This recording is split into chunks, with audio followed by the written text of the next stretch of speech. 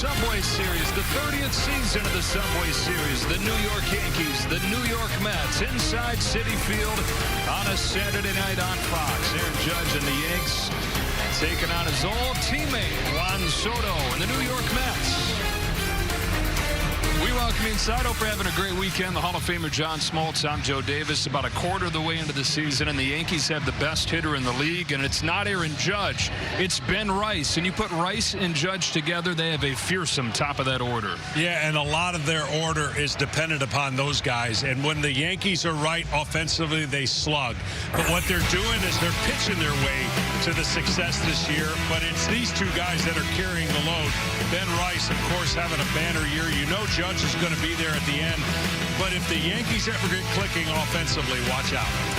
Well, for the Mets, it has been a disaster of a season so far. They overhauled the lineup, and you look on paper, and it's like these guys are going to be good, but they've either been hurt or underperforming, and they've dug themselves a huge hole. It really is a huge hole. A little bit of panic has set in because they haven't been healthy, but they haven't been good offensively. This is supposed to be a really good offensive team. Yes, some guys are banged up, but the ones that are in there are contributing to some league worst stats.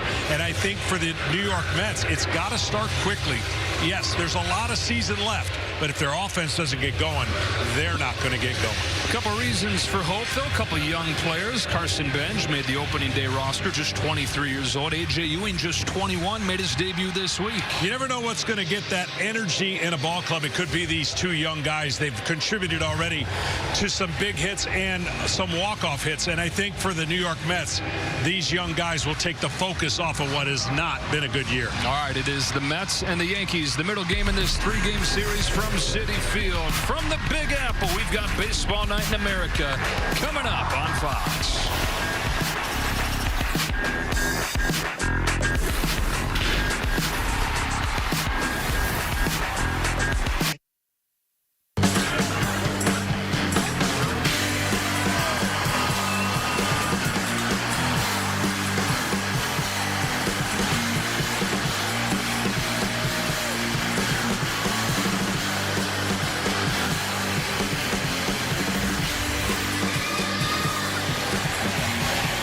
Citi Field ready to rock. Yankees and Mets. City divided, but friends can still be friends as they're coming here on a perfect night for baseball with the temperature in the low 70s. Yeah, just about set for first pitch. Gets us to our same game parlay. Available now on FanDuel. Putting together some stars right here. Need two total bases from Aaron Judge and Ben Rice of the Yankees. Juan Soto need the same thing for him. Seems like a few pretty safe bets right there. After the Yankees took the first game of this series 5-2, they send up this group for game two, and it's Ben Rice for just the second time this year to hit leadoff, facing a opener in this game before the Mets go to David Peterson. So going lefty-righty throughout. As Anthony Volpe has made his return to the Yankees this week with the injury to Jose Caballero. He's down in the 8th spot looking for his first hit in his first week back. We mentioned David Peterson struggling mightily in the early innings in games, and so they've used an opener for him the last couple of games. This is Oscar Brazoban. Last time he pitched against the Tigers on Wednesday, retired all 7 hitters that he's faced, a 2.14 ERA.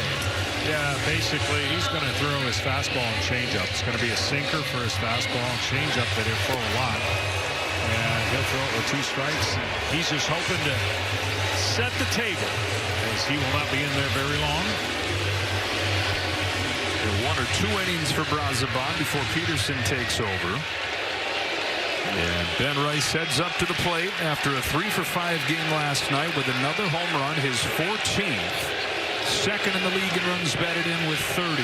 First in the league in OPS. Going to another level this year. And he takes ball 1. Off we go from Citi Field. The Yankees at 28-17. Game and a half back of Tampa Bay. Finally decided to lose a game today.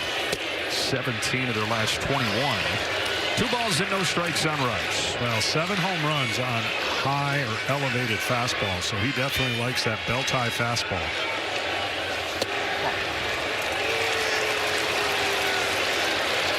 The Rice last season had his first real chance. Top 10 in the league in slugging. He hit 26 home runs, taking advantage of the injury to Stanton early on and running with it. But he has gone to another level this year. Aaron Boone has been a big fan of him since he came up 2 years ago. But even Aaron was telling us today it would have been hard to predict, even everything we loved and thought we saw coming, that this guy could be one of the top hitters in baseball. Pop up, foul ground, Luis Torrens to get Rice. 3-0. He came back to get a hot hitter. You know, he's talking to himself there. Had to count right where he wanted it. Go from one slugger to another. The three-time MVP, Aaron Judge.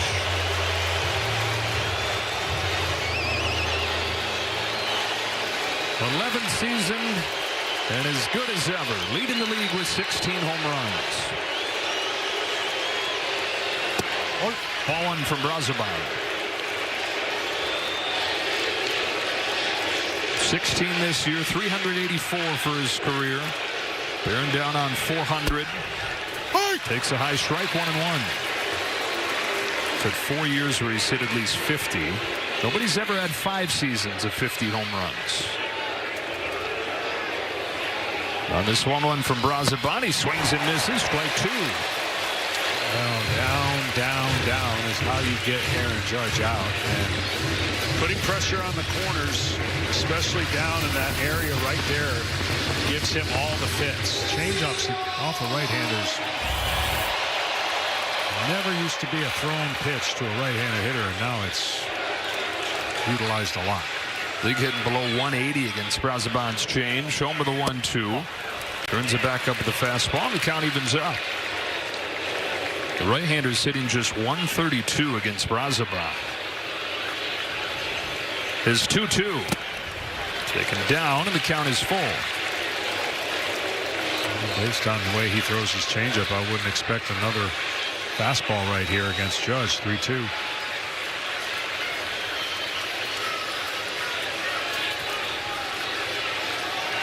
.36-year-old Brazoban fires and strikes him out. Back to that changeup.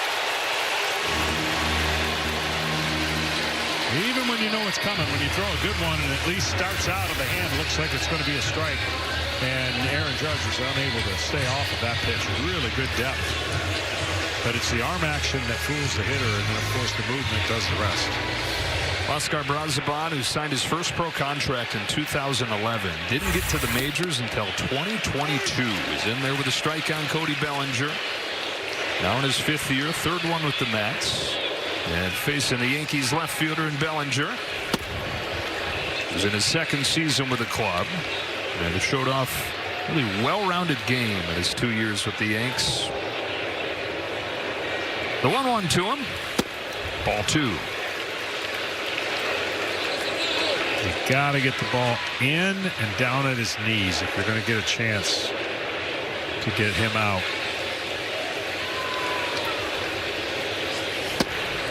In, down, and hopefully on the road. Best hitter in baseball at Yankee Stadium. Below 200 on the road.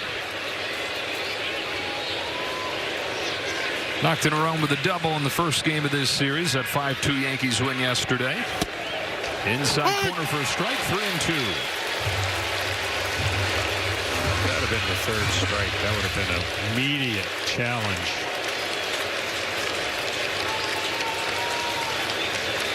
Brazoban's payoff.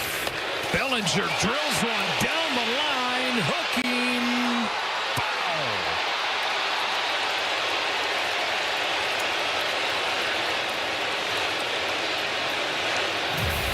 Here's the 3-1 pitch that if it was a 3-2 pitch, there would have been a challenge. And then there's the changeup. He just hooks it. Stays back. Gets it up. But hooks it. Another payoff. And he dribbles that one a foot in front of the plate. A fair ball and a 1-2-3 first for Oscar Brazoban. So it's a 400-foot foul ball and then a 1-foot ground out. Sends this game to the bottom of the 1st. The Mets coming to bat against Carlos Rodon after this. Job well done so far for Brazoban. A 1-2-3 first inning, and now the Mets come to bat. The rookie leads things off. It's Carson Bench, followed by Bichette. Juan Soto went deep in yesterday's ballgame. Vientos has heated up lately. Simeon and Ewing, the other youngsters. Slater, Beatty, and Torrens to round things out. Against Carlos Rodon. And John, the Yankees starting pitching has been awesome so far this year, even though they haven't had Garrett Cole. And until last week, they didn't have this guy. Yeah, it really is a nice luxury to be in the place they are right now, and adding these two guys only going to get better. Strike one on an aggressive Carson Bench. Rodon in his first start Sunday in Milwaukee walked 5. The fastball velocity was up, and that's good, but he said, look, it doesn't matter if I can't command it. It's only in the strike zone with a third of those fastballs. Ahead of Bench 0-2. Well, his sinker that he'll throw and the slider, which I would imagine is going to be his kill pitch. Two things the Mets as a team have not done well is hit the fastball or the slider. 0-2 to Bench. He went to that slider looking for the kill. Bench fouled it off to stay alive. Yeah, the Mets offense, second worst on base percentage in the majors, the worst slugging percentage. They overhauled the lineup. Moved on from the longtime staples, brought in some big names, but it just has not panned out, whether it's been because of injuries or even when guys have been healthy, not performing like you'd expect. Bench has been a bright spot, though. 320 his last 20 games. The guy on deck really needs to get going. You know, when you go to a market like New York and you get paid, expectations go through the roof. And that is Bichette, who kind of the face of the overhaul, and fair or unfair, the face of it not going well through a month and a half. Yeah, I don't like the word lethargic, because it means you're not really, when you're lethargic as a team, that means you're not scoring, you're not winning, but that's not an accurate description. It just has not looked good, you know, and you got to give time. But when you make these kind of moves, offensively, you think, okay, they're going to be pretty good, and they're going to score some runs. They've always had a hard time keeping the pitchers on the mound healthy, and no greater example than last night, a flukish broken tibia from their ace. It's a different injury every day, and the hard thing is these aren't short-term injuries. Bench grounds one along first, stabbed by Paul Goldschmidt, and feeds Rodon for the first out.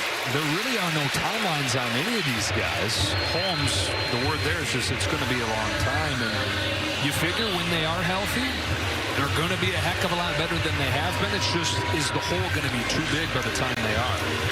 Yeah, it has been they've been through some bad starts and rallied back a couple years ago when they made that incredible charge. But man, they've dug a really big hole. We're a little over a quarter of the way in the season, and they're 12 and a half, 13 games back already. And you said it, this guy right here, Bo Bichette, 2 for his last 29 without an extra base hit this month. There's going to be pressure anytime you come to a new team, especially when that team's in a market like this, but it's kind of snowballed on the pressure of that contract in the city, and then you get off to a slow start yourself, then try to pick up the slack from all the other injuries. There's just a lot of things scheming against him as the snowball. Yeah, it's going to change, but the only chances he's been getting hits has been on the first pitch. Every average outside of the first pitch is un-Bichette-like.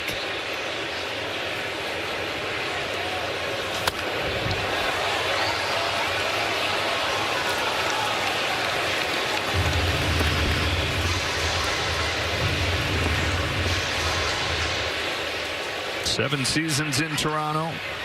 It looked like for most of Game 7 of the World Series, he was going to be the hero. His early home run, they had the Blue Jays in front in that game until the 9th. And he comes over on this 3-year contract, $126 million, with an opt-out after this year. But he always dreamt of playing on the big stages, and as a kid, that meant the biggest games, right? Playing in the World Series. And so then I got to the big leagues, and I saw the standard that New York fans have for their players, and I wanted that. On the 3-1 from Rodon, fouls it off 3-2.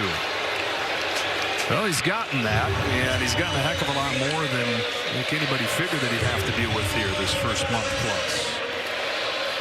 High expectations the Mets had coming in. Right now, a few too many ground balls on fastballs. That's why lack of power and lack of extra base hits. The ball's on the ground more than you're used to seeing him, which tells you his timing's just a little bit off, and maybe the want to might be a little high right now. 3-2 from Rodon. Bichette fights it off and stays alive.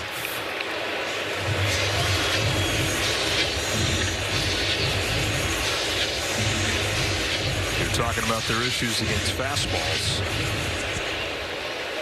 Bichette, normally great fastball hitter, hadn't done it yet. Another payoff from Rodon is fouled off again. Bunch of foul balls so far.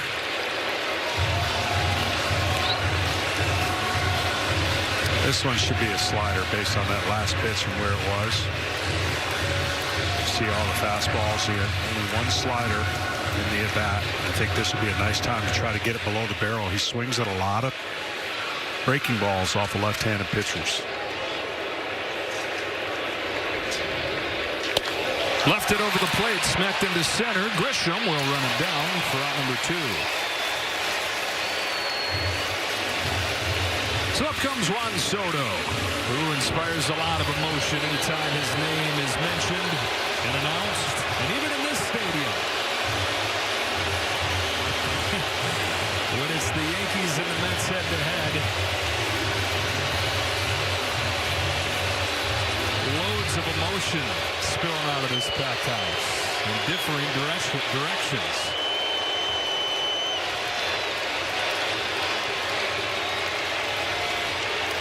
He's homered in the last 2 games, including going deep in the first game of this series last night. Number 250 in his career.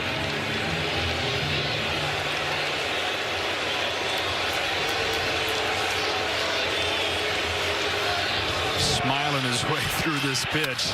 Grounds it through the right side, and a 2-out hit for Soto. Throws on the brakes with a 2-out single on the anniversary of his return to Yankee Stadium, where he heard just one set of emotions. It was monster boos coming from that Yankee Stadium crowd after his awesome 2024 single season with the Yanks. Took him to the World Series, had those 41 home runs, and tipped his cap to the Bronx boos. I'll tell you what, the Yankees have done pretty good spending a lot of that money they would have spent on him, and he's a generational player, don't get me wrong, but they really improved their ball club after they weren't able to sign Juan Soto. Yeah, anytime these teams get together these days, it's a chance to take a step back and see where both teams are, coming off of that, the domino effect of that move or lack of. The Yankees talk about their depth as being one of the best things about them. They wouldn't have been able to have that had they spent the 700+ on Soto. And they would have had a dynamic offense, don't get me wrong, because you got Judge, Soto, and when healthy, the Yankees put up a lot of runs. But I think overall they're a much better team because of the pieces they added by not signing Juan Soto. That was the first swing and miss Rodon got, and he gets another against Vientos. And it's 1-2. We were talking about Ben Rice being the best hitter in baseball so far. You kind of have your Juan Soto. You have the left-handed complement to Aaron Judge, the way he's emerged. Of course, got Cody Bellinger. That was the first response, or the most linked response to Soto leaving the Yankees, was to get Bellinger to take his spot in the outfield. And of course, pivoted to Max Fried with the money. Got him with a high fastball. No swings and misses first 3 hitters, and then he gets 3 of them against Vientos. Off and rolling in New York. Tonight's telecast is sponsored by Progressive Insurance, a grand slam for your budget. Managerial faces that have donned both caps in this rivalry. Joe Torre started his managerial career as a player manager of the Mets. He ended his playing career in a few weeks before he said, I can't do this managing job while I'm still playing, stepped down from playing, and started that Hall of Fame managing career. Paul Goldschmidt leads off the second as Huáscar Brazoban stays in and misses up with a sinker. Goldschmidt, who the Yankees acquired last season, had a great start to last year and more of a regular role, tailed off towards the end of the year. And not as involved of a role, more of a bench role this season with what Ben Rice has done. But when he's played, he's been awesome. Last 3 games, 6 out of 11, 2 home runs.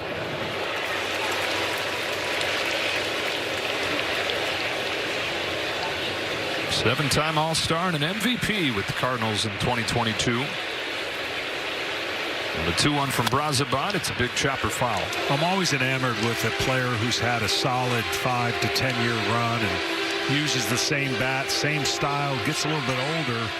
You see he's got that big barrel bat and he kind of lays it on his shoulder. You just wonder when they think about changing the weight of it. It's like a big old piece of lumber. Yeah.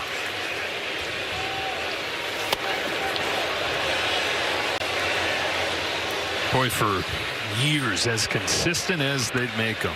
Started his career in Arizona, then to St. Louis. Now 16 seasons. One of the best hitters of this generation. The hockey puck knob. 2-2. Swings and misses. That changeup butterflies inside to get Brazoban his second K. He's retired the first 4 that he's faced. Last night, just when the Mets were starting to feel some momentum, sweeping the Tigers. They got their ace on the mound, Clay Holmes. He takes his comebacker on a line drive from Spencer Jones. Pitches another inning plus. But the x-rays show that there's a fracture. He got a broken fibula, and he's going to be out for a long time. Of course, Max Fried of the Yankees, bruised elbow, is onto the injured list as well. That's going to do it for Brazoban. He does his job as the opener, and David Peterson comes in for Jazz Chisholm. Done quite a week of pitching for Brazoban. 11 batters faced. He's retired them all. Hands it off to David Peterson, who had a +8 ERA as a starting pitcher. So they've been using an opener for him. He's got a sub-2 since they started doing that. Strike one delivered to Jazz Chisholm. And he's coming off his best game Sunday in Arizona. Gave up 3 runs, but all of them unearned. Chisholm rockets this ball to the right field corner, building off of his 3-hit game last night. With a double here in the second. They were hoping that he would ride the wave of that 3-hit game. An emotional player. Very high ups. Very low lows. Yeah. But he looks like he's riding high after last night. Yeah, talking to his manager, he's just like, come on, man. This game's hard. Just do what you do. Don't make any proclamations. Go out there and let your talent be your talent. And certainly he does have a lot of abilities to impact this roster. But his legs, his defense, and the bat that really hasn't been there since he's been with the Yankees. Any consistency, that is. He gets Rosario to the plate. And he takes high and away. Chisholm literally doing it with Jose Caballero's bat. Started using this week. And with Giancarlo Stanton's pants. He's had some big games wearing Trent Grisham's pants. Likes the baggy ones. Said, I'm going to try Stanton's. I'll take any that can give me some hits, Chad said. Ball and a strike on Rosario. Now, Peterson, when he was going good, and he had a stretch where he was really good for the Mets, he's funky, but the problem is he doesn't throw enough consistent strikes to put hitters in a defensive position enough. That's what he does when he's right. Pounded into the ground. Throws out Rosario. Up to third goes Chisholm. 2 out. And for more on the Mets, down to Kenny. Well, Joe, of all the injuries the Mets have suffered, Juan Soto early, Francisco Lindor, and others after that, the Clay Holmes injury hit their clubhouse the hardest. Not only is Holmes highly respected, he, Freddie Peralta, and Nolan McLean represented the Mets' best hope of getting back into contention. Holmes is a guy now who will be out not just weeks, but months. And in effect, this is a double whammy as well on the Mets. Because if they are not able to get back in contention at the trade deadline, Clay Holmes would have been one of their best trade chips. Trent Grisham here with a man at third and 2 out. Bounces one left side and through to give the Yankees the lead.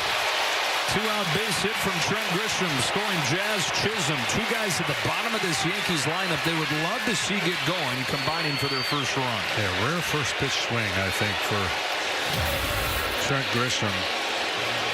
It's only a 6th first pitch hit. And he's run into some tough luck, according to his manager, so it should balance itself out a little bit better. Inning kept alive for the shortstop, Anthony Volpe. That's the big news with Volpe and the Yankees this year is that when he got healthy from that offseason shoulder injury, Jose Caballero had done enough in his place where they said, sorry, even though your rehab's done, you're going to stay in the minors. And it took Caballero breaking his thumb, or breaking his finger, to get Volpe back to the major leagues this week.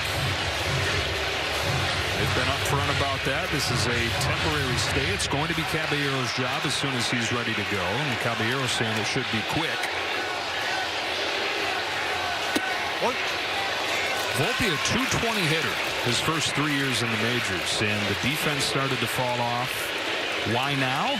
Why does he not have a job now? Well, the Yankees finally have better options.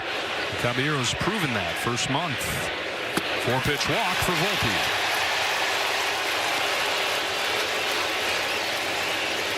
And again, that's the angle at which Peterson throws makes it tough on hitters, but that angle also makes it tough to be consistent with enough pitches in the strike zone.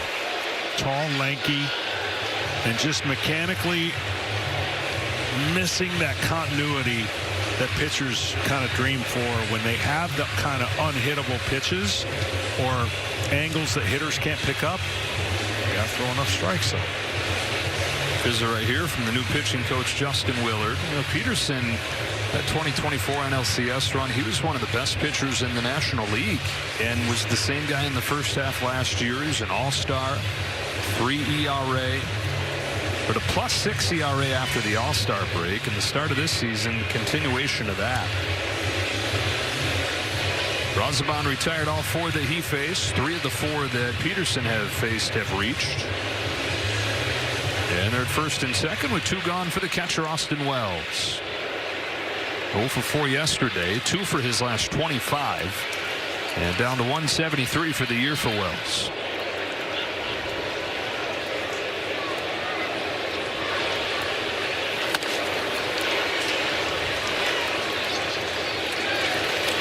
And the Yankees' backup catcher is also a left-handed hitter in J.C. Escara, so day like this where you might like to give a struggling left-handed hitter a day off in Wells, you're really not gaining anything going to the backup. No platoon advantage there. Wells hitting just 128 against lefties, but having to continue to be in there against them.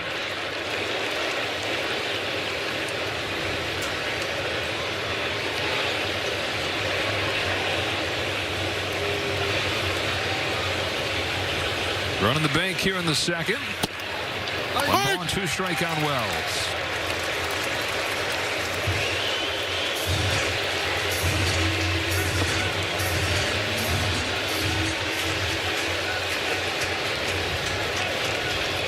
Grisham at second, Volpe at first. Here comes Peterson with a 1-2. Taken away, count evens up. Yeah, for Wells, when you're struggling on the year, it means stats like hitting well under 200 in the strike zone is not a good one, right? That means you're just really not seeing the pitches and connected, because in the strike zone is where the hitters should live. He watched one in the strike zone right there. Curveball finishes off the Yankees in the second, but they get in the board first. Trent Grisham with a 2-out RBI single. Make your mark and become a legend in MLB The Show 26. Available now on PlayStation 5, Xbox, and Nintendo Switch. Rated E for everyone. Chisholm doubles and scores. Yankees on the board first as Marcus Semien yanks the first pitch that Carlos Rodon throws foul. Strike 1. Semien in his first season with the Mets came over in a straight-up trade for Brandon Nimmo as part of that overhaul and moving on from the longtime Mets. Nimmo, Alonso, Jeff McNeil, Starling Marte, turning the page from all those guys. And it feels right now like you don't know what you have until it's gone kind of thing. Yeah, he has not enjoyed his brief stay hitting here at home.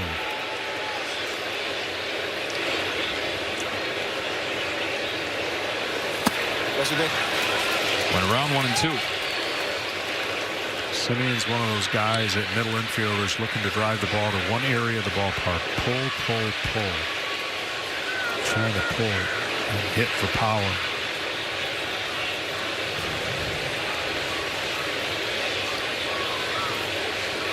Down quickly here. Rodon with his second K.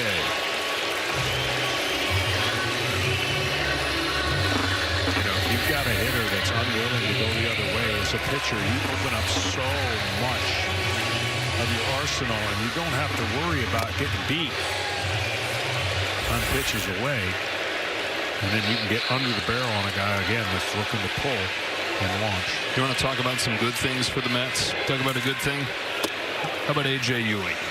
Pretty darn good first week for this 21-year-old who reached base 4 times in his debut on Tuesday, scored the winning run in extra innings in his second game, and then homered in his third game. Yeah, the Mets need something. They need something to kind of propel them, get off that merry-go-round of bad news.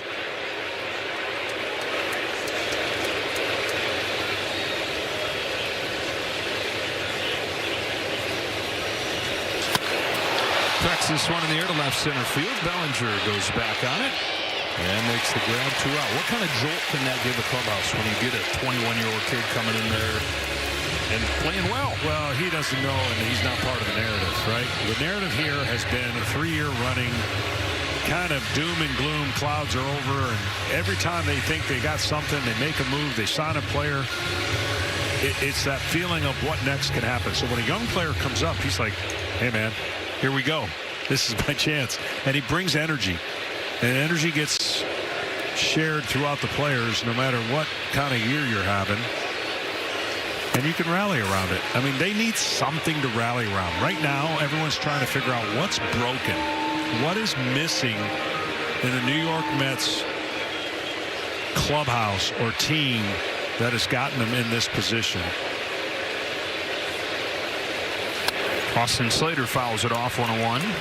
And those are usually things you can't measure, right? Statistics are there for everybody to look at, chew on. But what goes on in the clubhouse and the atmosphere and everything that's going on, they have a payroll that's huge. And there's a lot of dudes in there that have big contracts, but doesn't necessarily mean you're all going to get along and you're going to move in the right direction. They've got to pull in the same direction. 1 through 26. You ask what's broken, and Lindor's calf and Alvarez's knee and Roberts' back. But even when these guys were healthy, that's what I'm saying. Great. That's what I'm saying. Like, people understand on paper what can be done and how good it looks. But the problem is, you got one of the most grueling sports to play. 162 games, 210 days a year, including spring training. A lot has to be. The manager has to have the clubhouse, and the players have to get along, and they all have to do the thing that makes each other better. That's a 1-2-3 second for Carlos Rodon. Bookend K's here in the second.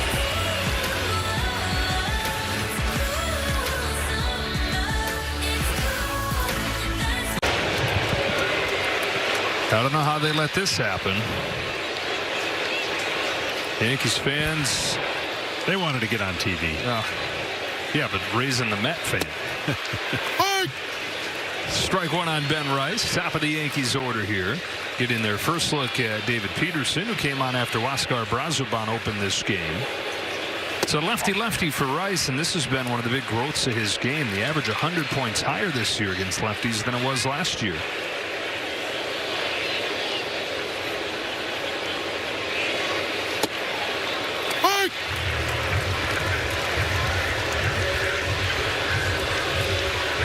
About him staying in the leadoff spot, though.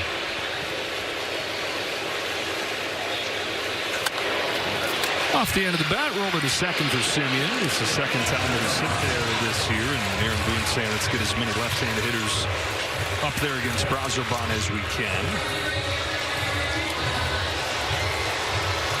He's fouled, of course, by Aaron Judge. Went down on strikes his first time.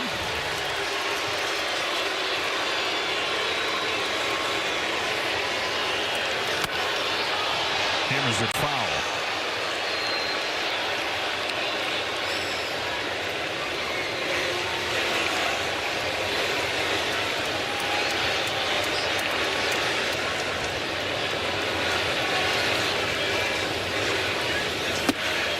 Chased up, 0-2.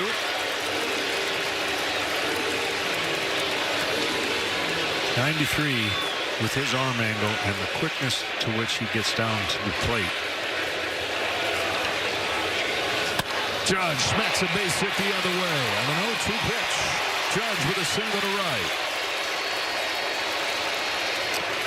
When you're strong like Aaron Judge, you can wait a little extra long and you can let the ball travel. And when the ball travels, you still got the ability to leave the yard in all facets of this ballpark. And he just leans on it. Aaron, as a kid, was enamored by the 300 hitters more than he was the big home run hitters. And he looks at every part of that. 331, win the batting title last year. A guy that can hit it 500 feet can also do that with 2 strikes, line the ball the other way. He's aboard for Bellinger. Ooh, that's where he sawed him off. Yeah, I mean, that's where you got to get him out. I mean, he's got that tall, one of the tallest batting stances, and then has that loopy kind of lift swing. Try to bury it inside. It's hard for him to get the barrel of the bat to it.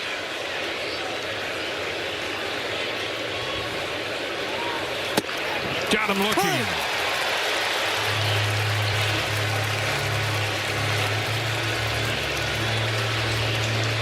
Two out.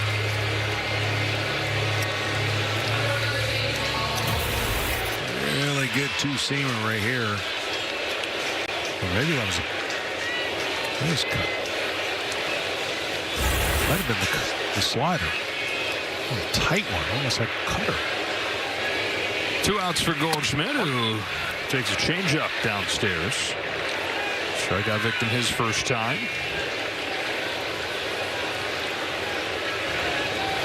Talk about all the turnover on this Mets roster. David Peterson, the left-hander, now the longest tenured guy. He's looking up at spring training like, wow, that happened fast. Nimmo leaves, Alonso leaves, Edwin Diaz leaves. First round draft pick nearly a decade ago, now in his 7th year, final one of his initial contract. Headed into free agency this offseason.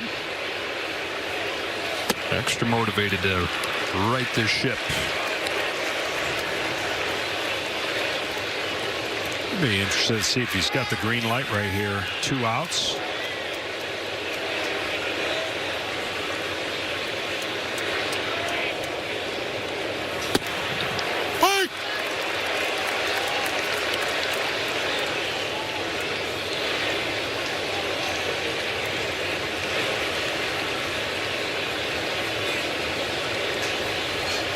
Judge off first. Peterson to Goldschmidt with a 3-1. A line drive base hit to left. Soto's over to cut it off. Judge heads for third, and they've got him cornered. Yankees trying to do it again with 2 outs as they did last inning. And he continues for Jazz Chisholm. And Chisholm, after his 3 hits last night, scorched a double the first pitch that he saw tonight and came in to score the Yankees run.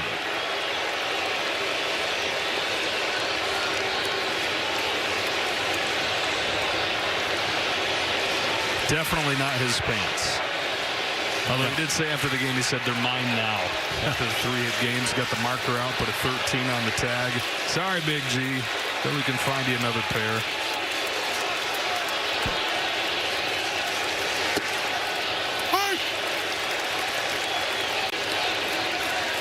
Key guy for the Yankees as they try to get more than just the top of the order. Could connect the lineup, really. Hitting out of the 5 spot most days. Got Judge at third, Goldschmidt at first. And he's down 0-2.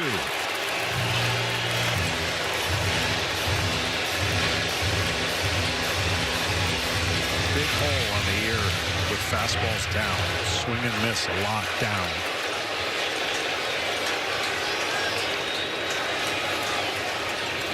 Peterson strikes him out with a curveball, and the Yankees strand 2.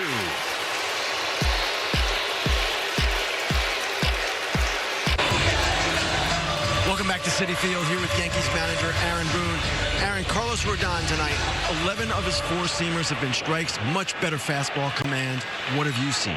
Yeah, he threw the ball well against Milwaukee his first time out, but just the walks kind of hurt him where he'd lose the zone for a couple hitters. But stuff's there. I think he's in a good spot physically, and now it's just about getting out there and doing it every 5th and 6th day. Carlos Mendoza, your former bench coach, said that you've been a great example to him, also a source of encouragement. What kinds of things have you told him during his difficult run here? Well, we're very close. You know, we spent a lot of hours in the trenches together. He's someone I have a tremendous amount of respect for. He's an awesome baseball guy. He's an awesome person. So, and I know what you can go through in this job sometimes, especially here. So I think he's great at what he does, and he's handling himself well. Aaron, thanks a lot. Joe, back to you. We asked Carlos Mendoza before the game about that relationship, if particularly this year Boone had been helpful to him as they've gone through this, and he said Aaron Boone has been helpful from the day I met him. He said I watched him for 7 years in New York as his assistant. 2 years ago, Mendoza's first year, they got off to an atrocious start here. The noise was loud right away. And he said, I don't know if I would have gotten through that without the example that I had watched him set all those years on the Yankees staff. And these days they talk often. A lot of times it's a quick chat, but like Aaron Boone was just referencing there, Carlos Mendoza said this can be a lonely place, managing a team in New York, and nobody can relate right now like the guy across the way who he considers a close friend and a mentor. There's a 1-2 to Brent Beatty. In the dirt, 2-2.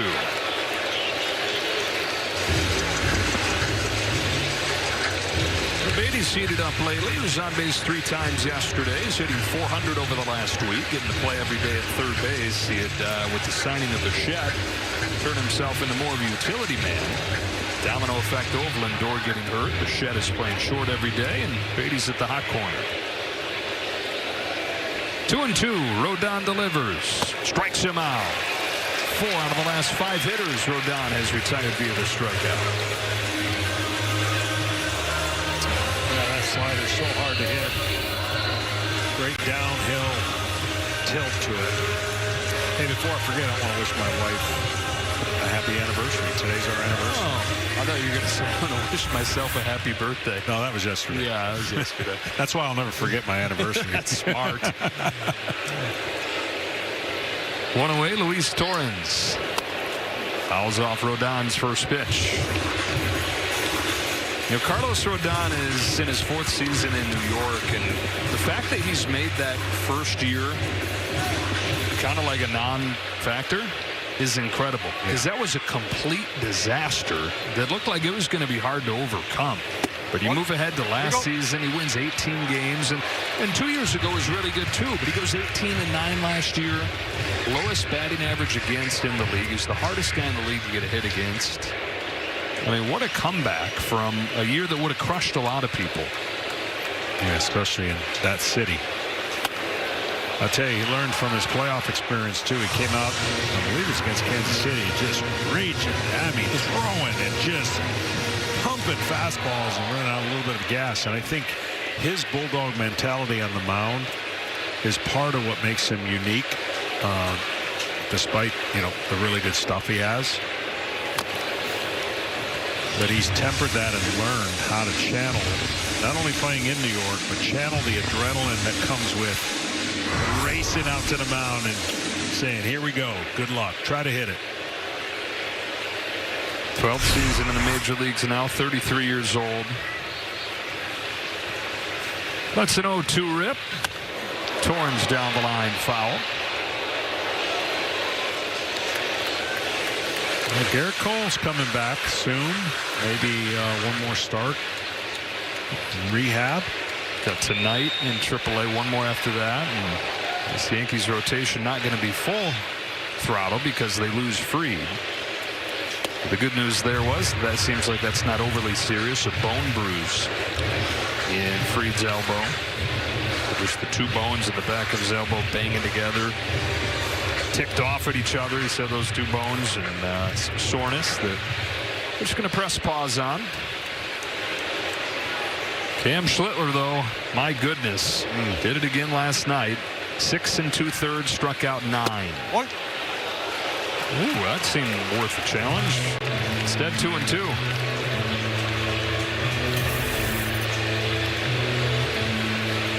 What do I know?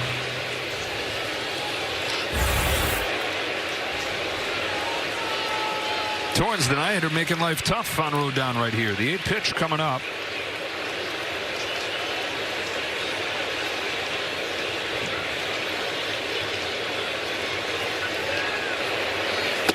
And he's worked the count full. That was a really good pitch that Torrens stayed off of. Changeup. Didn't throw it a whole lot, but pitcher starts questioning that.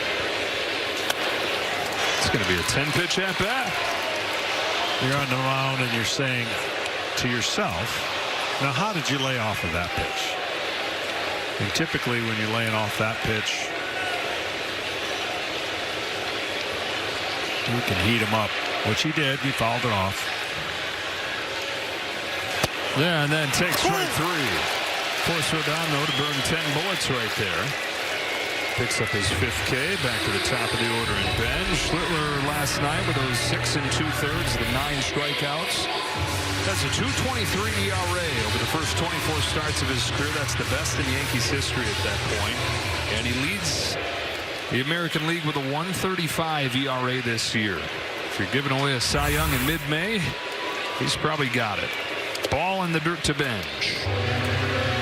Yeah, Soriano had it early for the Angels. I think 5-0, 0-something ERA. I think it might be 6-2 or 5-2 now, but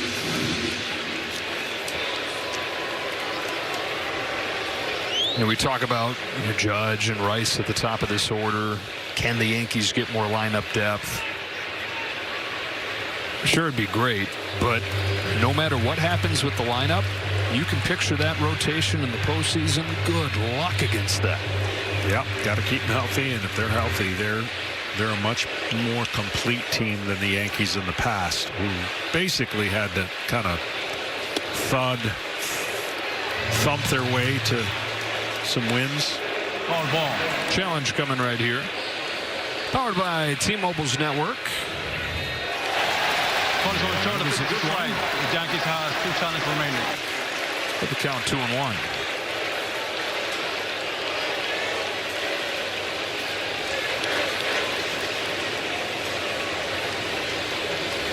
Rodon shaken a few times. There's more options than he used to. Broke in as just a fastball slider guy, and he got to New York. It was pretty much just fastball slider, but that changeup has come around. You've been talking about the sinker that he's brought back from his time with the White Sox. Speaking of the White Sox, About him. They're back. Murakami. man, thumping the Cubs early. Get that.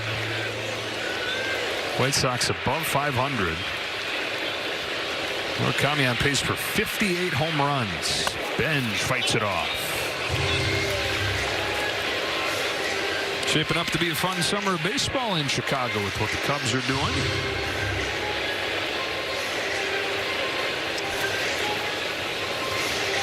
It's the first time in 2 decades both those teams have both been above 500 when they meet up. Another 2-2 from Rodon. Cranked to right field, sends Judge back. It's over his head and up against the wall. A 2-out double for Carson Benj.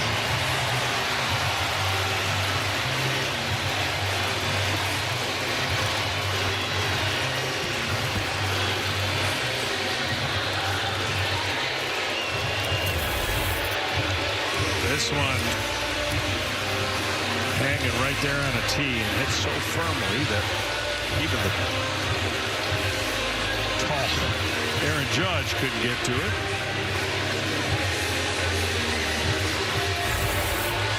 Benj's hot hitting continues with a 2-out double here. Just like you figured it would be, right? Rays best record in the American League. You got the A's in first place. Guardians with a two games above 500, a 1-game lead over the White Sox. Central's the place to be in the Central, or in the American League, if you want to have a chance. Everybody kind of teetering right there in the middle. Opposite over in the National League, everybody's really good. You got the two last place teams, the Pirates and the Reds, in the National League Central would be first place teams in the American League Central or the American League West. Up to Bichette here with 2 out. Bends back on ball 1. He and the Mets desperate for him to get going, looking for a big spot to do it right here. Carlos Mendoza was talking to us about Bichette before the game. He said it's always going to be aggressive. We just got to have some of those balls start falling in, and especially in a big spot. Chance to tie it up right here.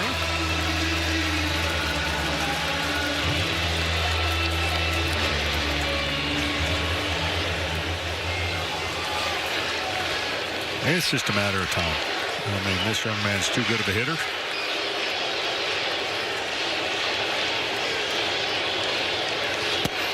And has always been one of the best hitters with runners in scoring position. Well above 300 for his career. Down around 200 this year. Last year hit 380 in these situations. 3-0. Bichette takes a strike.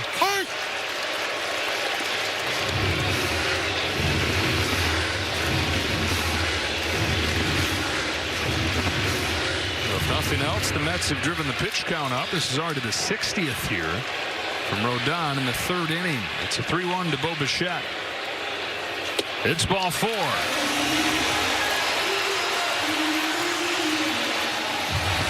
First and second for Soto. Yeah, this one, when you start getting up near 30, that's the danger zone when you see the pitch count start with a 3 in an inning. And the game finds Juan Soto. Double from bench, walk from Bichette. And Soto, who singled his first time, has the tying run in scoring position. The go-ahead run at first. Got a slider in the zone against the lefty. He's not had good success on the year. Hitting way below what he'll be hitting against left-handers before the season's done. But he's been crushing right-handers to get that average over 270. Soto missed a lot of the month of April with a calf injury. Struggled early on in the month of May. Was 6 for 41 to start the month, but has heated up the last few days. Homering in back-to-back games. He, like Bichette, a huge drop-off in clutch situations. Just 190 with runners in scoring position this year. 2 on, 2 out. Soto takes ball 1.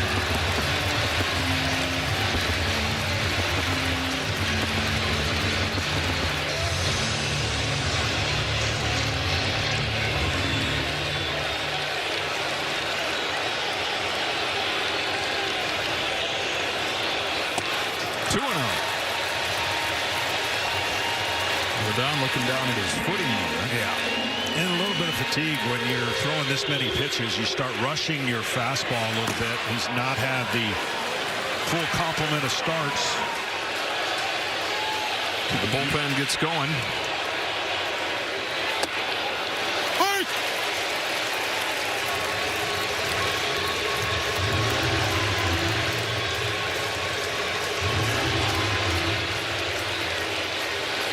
Best chance for the Mets. Over 30 pitches in this inning for Rodon. Is 2-1 to Soto.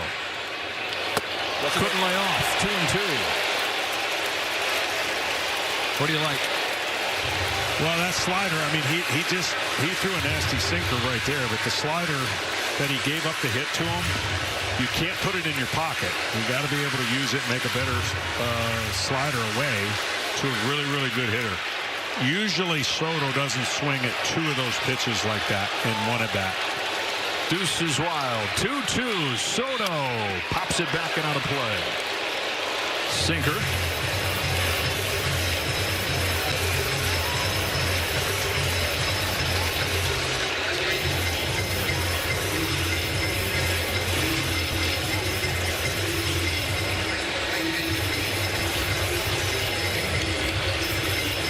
Stirring up some hope. The last few weeks, they'd won 8 of 12 coming into this series. Dropped the first game last night 5-2. Trying to tie it up on a Saturday night as Soto works the count full.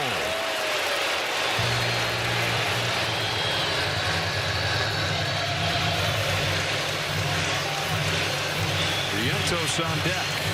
Struck out his first time. Double from Benj, walk from Bichette. Soto trying to keep it going. The bases are loaded with 3 straight 2-out base runners. And Rodon maybe getting near the end of the line here.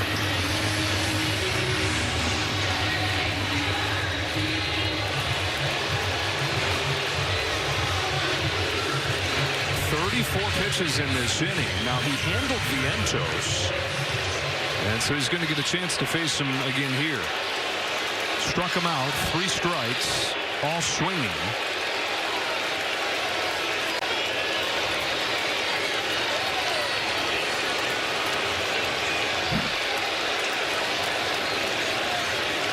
Figure this could be it, though. Bases loaded, 2 out. Vientos takes one that gets by everything. It's still in the air. Now the throw's home and wild. The tying run is in. Here's the go-ahead run. Bonkers. 2-1 Mets.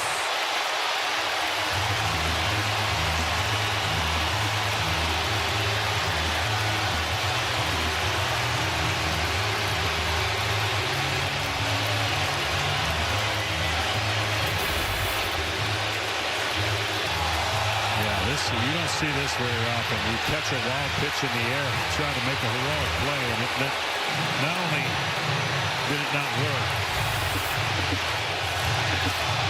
but he's pretty gassed. So wild pitch scores 2 runs, and that's how the Mets take the lead and take the pressure off Vientos. Soto moved up to third. Vientos sends it in the air foul. Strikeout, strikeout, and chaos after that. Hits the corner of the backstop. Do not call fair catch. Had he would have had a different story there.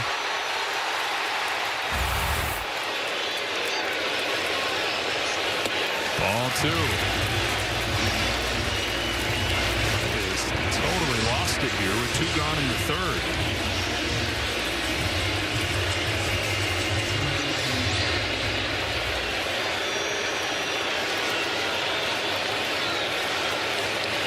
Credit to Luis Torrens. I know Torrens struck out, but the 9-hitter working a 10-pitch at-bat. And since he succumbed to strikes, 24 more pitches, and Rodon hasn't gotten that third out.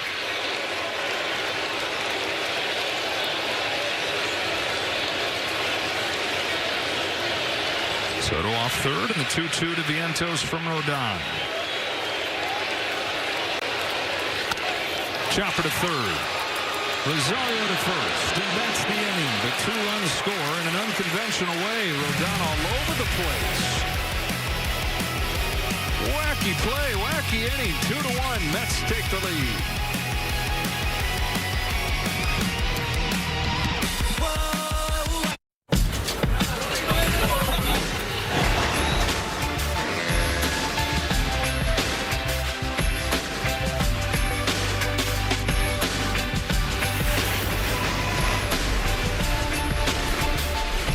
Beautiful day here in New York as we go to the top of the 4th inning, and Ahmed Rosario takes a strike from David Peterson.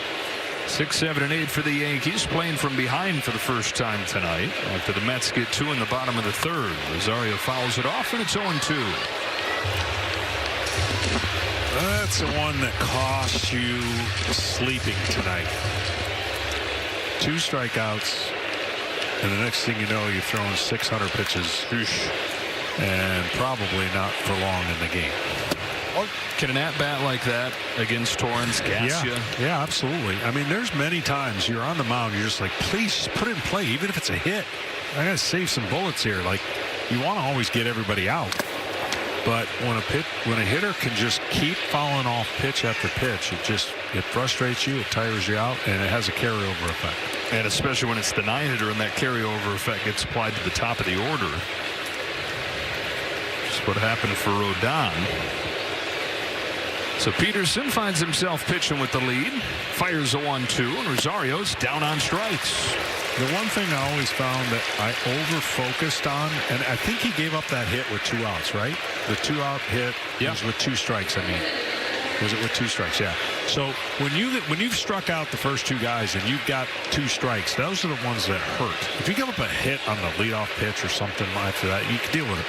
But 2 strikes, you're just that close to getting in the dugout and feeling good about everything. It's another first pitch swing. Trey Grisham, strike 1. What do you think? Does Rodon continue now that he's gotten out of that inning? The breather's going to help, and I would sure think that Boone wants to get him back out there to get that pitch count back to the 90, 95, because he's in his, it's not spring training, but he's in that mode where you've got to have that feel every 5 days that you've kind of gone through the next threshold, the next. Pitching is about routine and getting over the hump on things that take a while to do. And once you get to 90 to 100, now you're ready. Now you just, not every start you're going to do that because you're going to have some bad starts, but it's not because you're not capable at that point. As you saw, the bullpen is quiet. Cousins has taken a seat, so it is going to be Rodon in the bottom of the 4th. Another 1-2 to Trent Grisham is taken for a ball, but a challenge here. He went to throw it around the horn. I'll hold the throw, but tap my helmet. And gets strike 3 on the challenge. The Mets have 2 talents remaining. Back-to-back strikeouts to open this inning. See, that's the challenge I'm most intrigued with, and that's what people are asking. Hey, do you think they'll ever go to the full challenge system? And I say they better not, and I hope not, because that pitch right there tells you all you need to know about how impossible it would be to hit.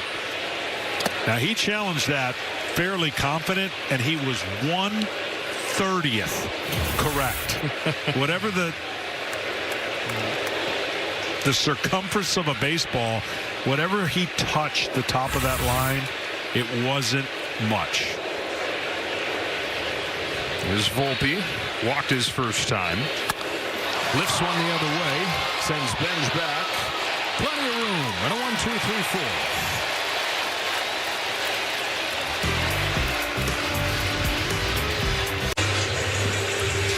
MLB Plus is new for 2026. You can stream MLB Network 24/7 in the U.S. and select out-of-market games every week. Go to MLB.com/MLB Plus to subscribe today. The Mets 2, the Yankees 1. Bottom of the 4th, Marcus Semien takes a strike from Carlos Rodon, who does continue after a 39-pitch 3rd. Struck out the first 2, then 3 straight 2-out base runners and a wild pitch that brought in 2 runs. 1-1 on Semien. Strikeout victim his first time.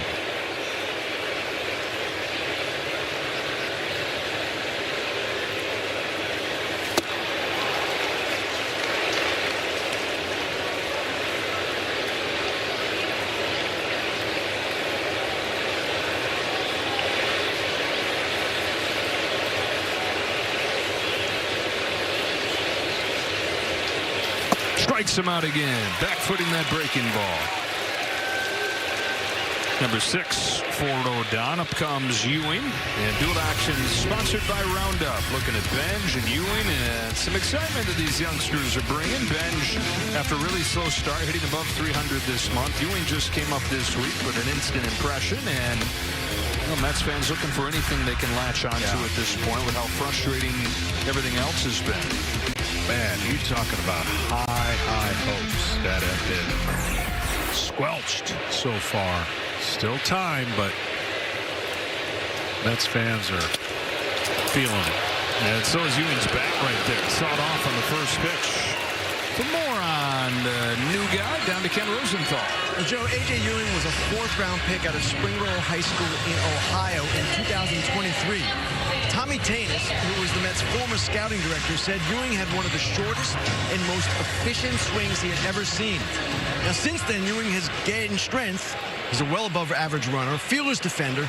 And Tanis, who is now with the Rockies, listen to this, guys, said Ewing is not quite as good in the outfield as another one of his former picks, Pete Crow Armstrong, but could become even better offensively. That would be a pretty good player. This is a guy who last year was in low A to start the season. We asked Carlos Mendoza, how much did you know? And he said going into spring training, pretty much nothing.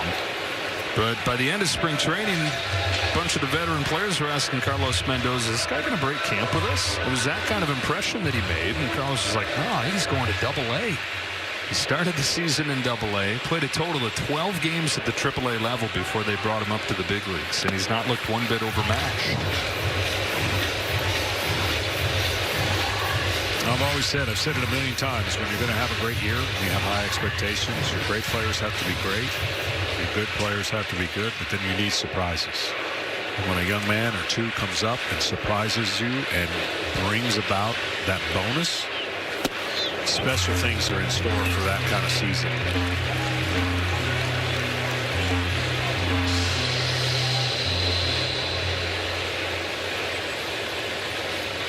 Three and one on Austin Slater. Rodon trying to avoid a repeat of last inning. He's retired the first two quickly. And everything I said about that statement is not filling the buckets for the Mets. The great players are not great right now. They're not even playing. And they need those guys to step up in a big way. The Yankees saying, here we go again with Rodon. 2-out walk. And Jake Bird has started to warm.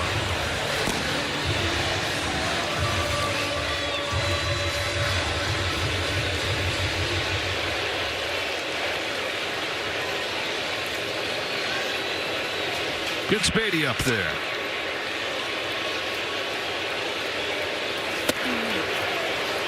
Lynch retired the first two in every inning. 5 base runners for the Mets have all come after that. That's crazy. It really is. I mean, that, again, early in the season form, rhythm. You get locked in, you put away those 1, 2, 3 innings.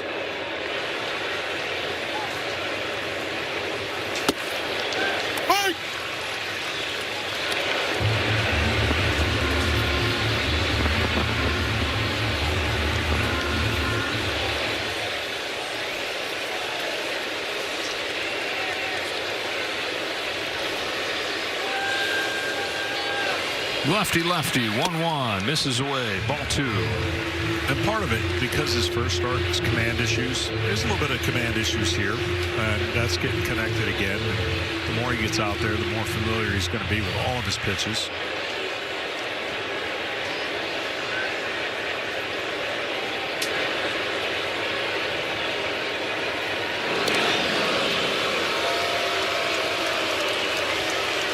Eight walks in 8 innings so far.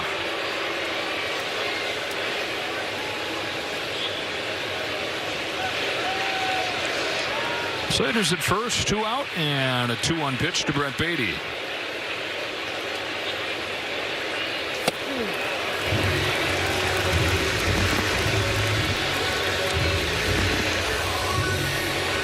It's going to be his last hitter. Based on the last couple at bats, missing badly.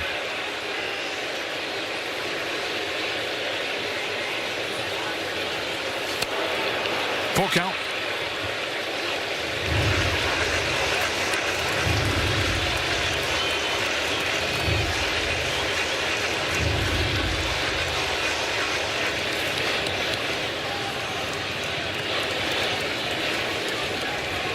Head start for Slater at first. There he goes. Here it comes. A drive to right field over Judge. Not going to get there. Up against the wall. Slater heads for the plate. He will score. And a two-out double from Brett Beatty makes it 3-1. 2 outs, 2 strikes, and more lost sleep for Carlos Rodon.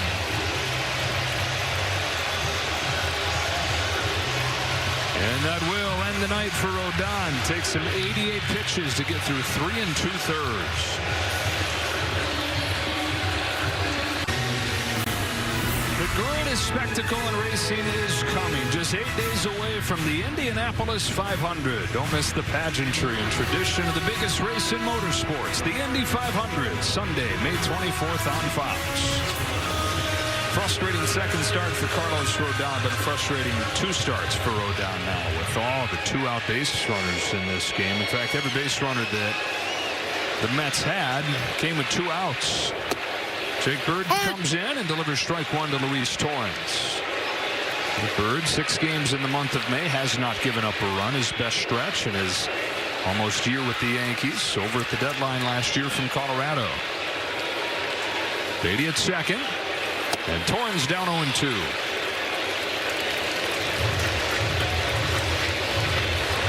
Strikeout for Torrens his first time. We've touched on it a couple times. Might have had a hand in Rodon's struggles last inning. Took 10 pitches for Rodon to finish him off.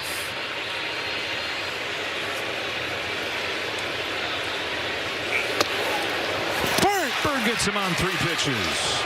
But the Mets have 3 runs. They tack on here with another 2-out hit. Brett Beatty stroking one over Judge. 3-1 after 4.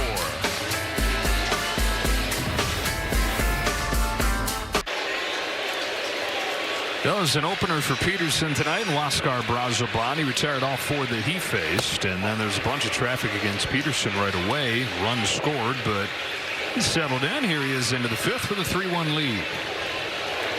On 1-2 for the Yankees. Austin Wells swings and misses at a high fastball.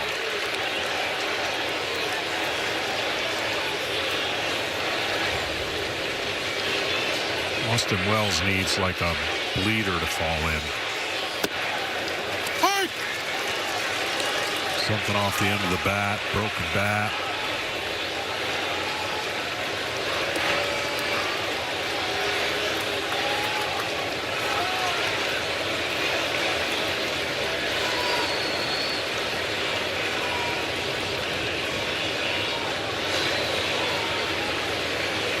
It's crazy to think that the advertisement coming up was that he was just a bat, just an offensive catcher that wasn't going to be very good defensively. But that's all flipped. Well regarded as a receiver. It's a leader of the staff. Has not been able to put it all together at the plate the last couple of years. He's down on strikes, 1 gone in the 5th.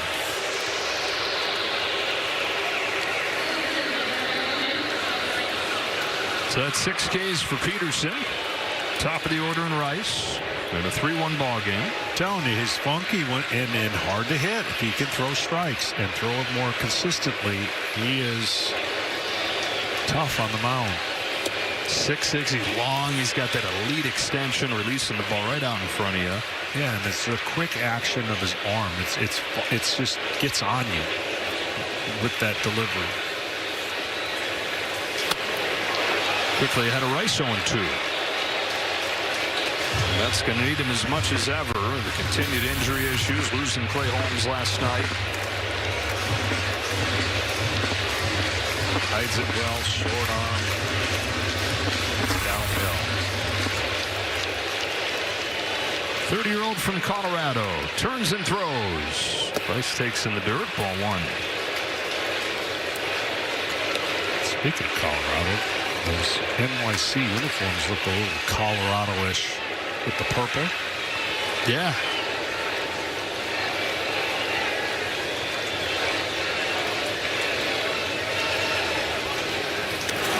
2-strike pitch gets away and hits Wells.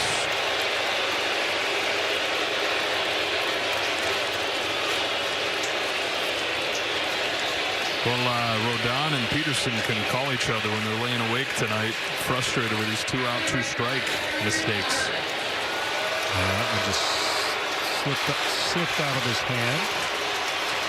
Bad time for that to happen with this guy coming up.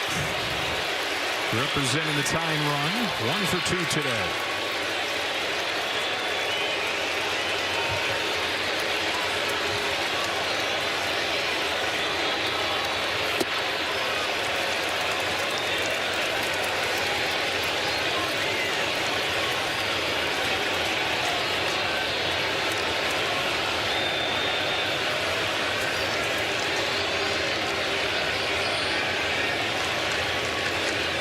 Down to 1-0. Judge fouls it off. 1 ball, 1 strike.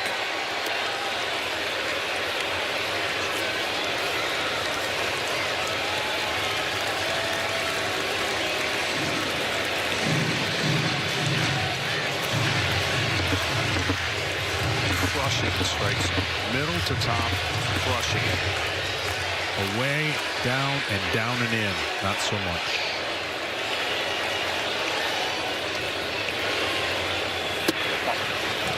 Went in there, miss. Ball 2.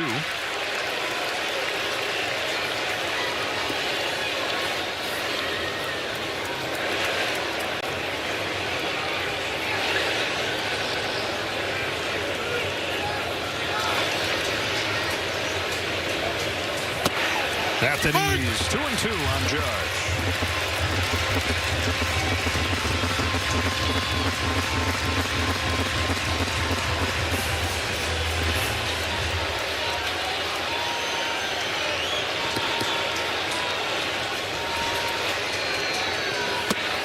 Just downstairs. That's where you got to go, though. You got to put the heat on Judge to determine that this is going to stay below the zone or not. As tall as he is, that's the hole. Down on the corners. The 3-2 to Judge. In the dirt for ball 4. Time on the board for the Yankees here in the 5th.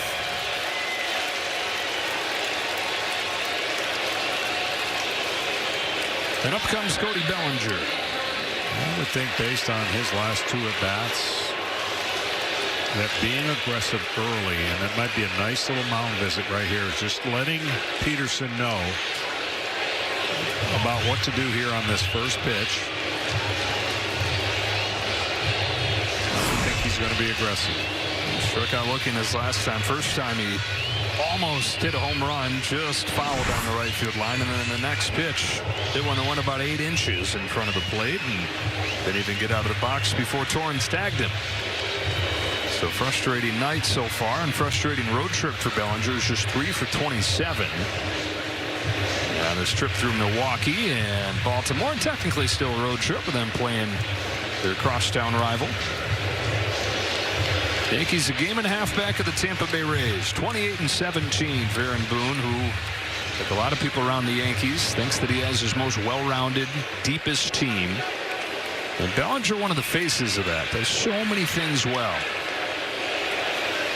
Got the tying run on. Go ahead run at the plate. Top of the 5th inning. And there you go. He's coming out swinging. You got a chunk of Torrens of that foul tip.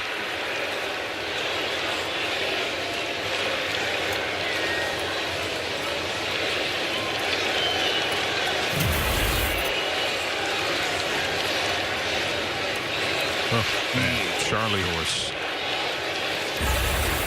That ain't slowing down much off the bat there. And one of the many things Cody Bellinger does extremely well, hit left-handed pitching.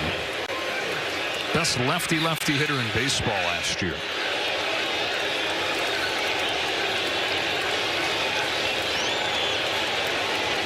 Bryce at second, Judge at first. A little bit outside, count evens up. It's been a Mets killer. Last 10 games against New York. 444, 9 extra base hits, and 11 driven in those 10 games. Ball and a strike. Here comes Peterson. Ball 2.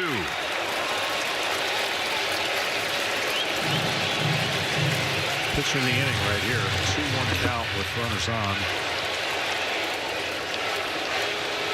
Get yourself right back in the pitcher's count if you make a quality pitch.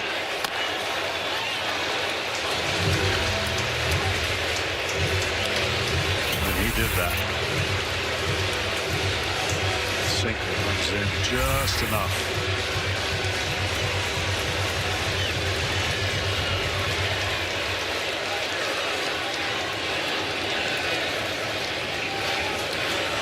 Two on with one out. 2-2 pitch. Bellinger reaches out, slaps it up the middle to the shortstop. He throws the first one. Bellinger with his speed beats it out, keeps the inning going. So they get the out at second, 2 away.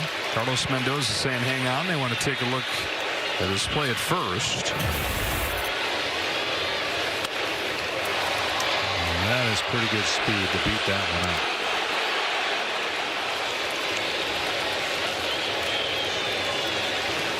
And they will play on. Good catch by Vientos there. So first and third, 2 away, and Paul Goldschmidt's the batter. 1 for 2.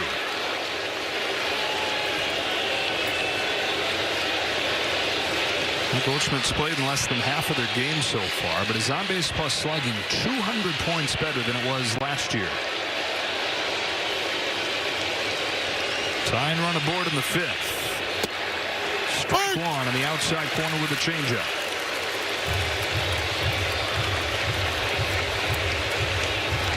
How about those numbers with runners in scoring position this year? It's locked in. He could share half his OPS and make 2 All-Stars. 1-1. The one thing that Paul Goldschmidt does a nice job. Now, he primarily will pull the ball too, but he's got a huge gap between second and first. And if there's a sinker or changeup away that he stays on, he'll drive it that way for an easy base hit.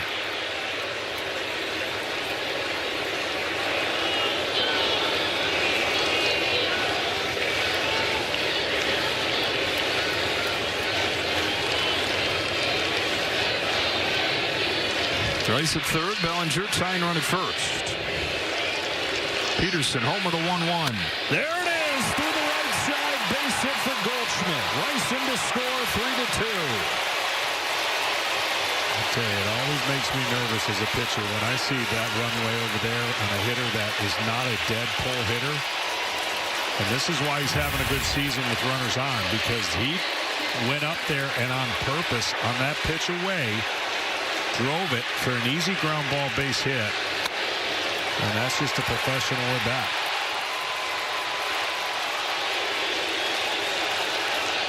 Done it throughout his career. Guy that 5 different times has hit 300 in an era where it's as hard to do that as any ever.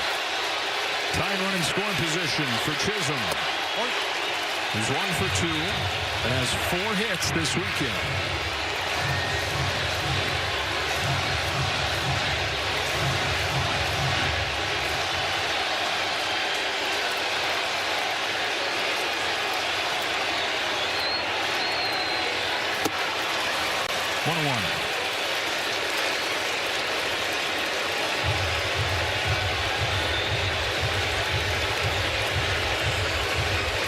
All 5 runs in this game have come with 2 out.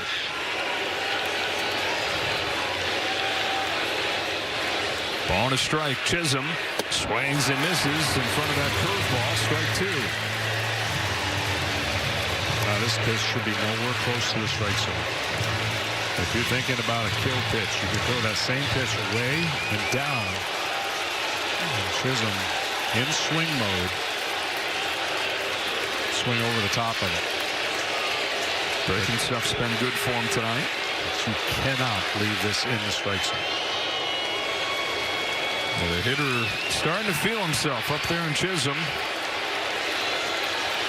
Horrible first month plus. Getting going the last few days. 1-2 pitch.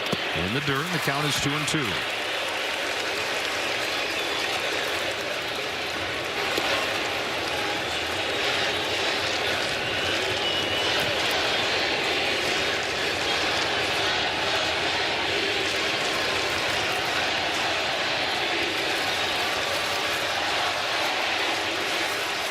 Hit batter walking a single. 2-2 pitch. Got him with the high fastball. Yankees get a 2-out run, though, as Goldschmidt knocks in Rice. Halfway home. On June 6th, we've got a special edition of Red Sox Yankees on Fox. Derek Jeter, Alex Rodriguez, and Big Papi David Ortiz, three of the iconic faces of that rivalry, are going to be on the call to the game with Kevin Burkhardt leading the way. You won't want to miss this episode of the rivalry. All goes down June 6th at 7:30 on Fox. Top of the order for the Mets. Carson Bench leads off. Jake Bird stays in and whips the first one inside the bench. Doubled and scored his first time. Bench in the majors less than 2 years after he was drafted out of Oklahoma State. Opening day roster. At 2-0, really rough start. But the Mets, for a couple reasons, said we're going to roll with him. First thing was that they figured the temperament, he could handle it, he could adjust and be okay with struggling at first. But also, even when he wasn't hitting, really good defensively, runs the bases well. And he has paid it off for him. Just a month plus into his major league career, really starting to turn it on.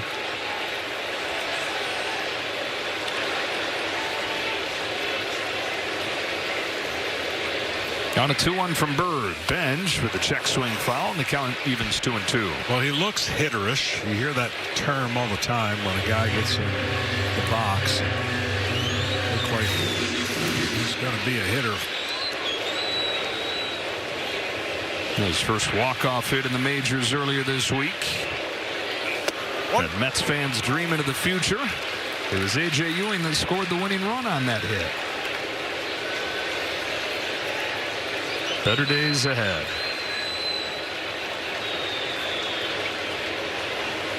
Bench started in the fifth. Here was that walk-off hit for Bench on Wednesday as they swept the Tigers, gave them 8 wins out of the last 12 games, gave them 4 straight series wins. But then the next day they lose home. So it's like every time they get a little bit of hope, a little bit of a spark, somebody else goes down. Sharply hit and through. Leadoff hit for Bench. His second knock of the night.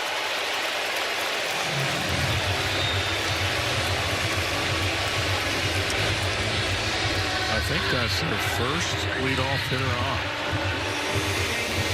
Yeah, every base runner's come with 2 outs in this game for the Mets.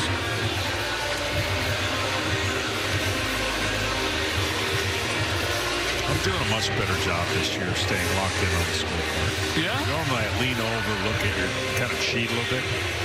And I made a decision that you just got to be better. And I'm going to be better this year and keeping an official scorecard. I was wondering what you were doing. You're doing this thing like the school kids would do. They're taking a nap, but then you kind of like peek out. Take a peek see if I can see. Yeah. Oh. Got a nice color coordinated system going over there on yours. Yep. Yellow, although the opener messes it all up. 0-2 on Bichette. Yellow for strikeouts, blue for walks for the starter. But then it's like, who's the starter? Who do you give the color to? It's all messed up. Blue for Bichette his last time. That's a walk. And came in to score in that 2-run third. Come on.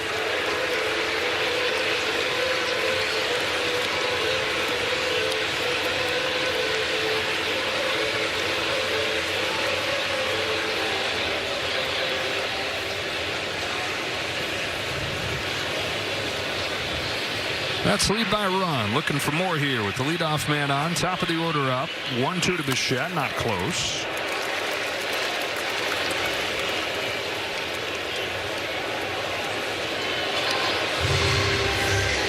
And Hedrick has started to warm. The Yankees bullpen has been a whole lot better than it was initially feared going into the year. Biggest concern going into the season after they struggled last year and then lost a couple of their top arms in Williams and Weaver here to the Mets, of all places. That's always an area that you can more easily than the other areas of the roster address as the year goes on.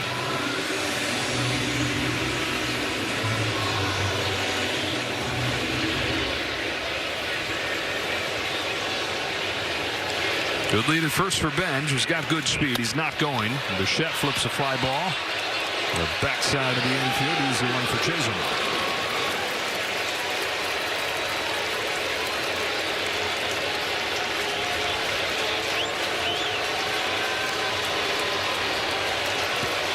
So now it's Soto. Yeah, to be against the new pitcher, Aaron Boone coming out to make the change.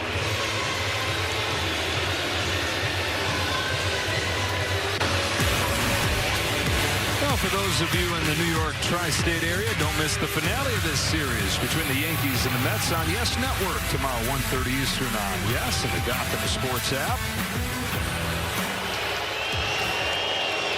Rodriguez against Peralta. The matchup is Juan Soto takes inside ball one from Brent Hedrick. He's been the most used guy for the Yankees. I don't know if anybody saw that coming in. The guy that got a waiver claim from Minnesota prior to last year. Back and forth between the majors and AAA last year. It's been great this year.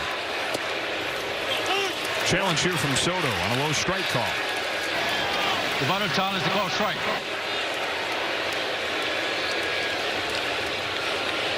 Soto is right. Also return the pitch on the ball. The Mets have 2 challenges remaining. Soto's been on both times in this game. Single in the first inning, walk in the third.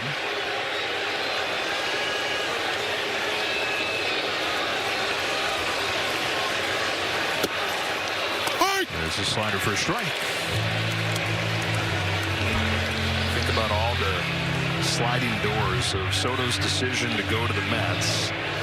What that meant for the Yankees and their spending, which we've detailed, the way they've rounded out the roster more. And it's hard to say that it's hamstrung the Mets because the Mets have continued to spend. It's just that money has not been well spent thus far. Outside of Soto, who last year had a wonderful year after the slow start, third in MVP voting. Inside, he takes the walk.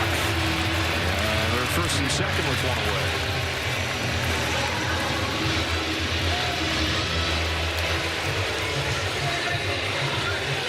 Brings up Mark Vientos. 0 for 2 in this game, although he's shown some signs lately of coming to life. He's hit 4 home runs in 12 games in May. Knocked in 11 runs in those 12 games. He had just 2 homers and 8 RBIs the first month plus.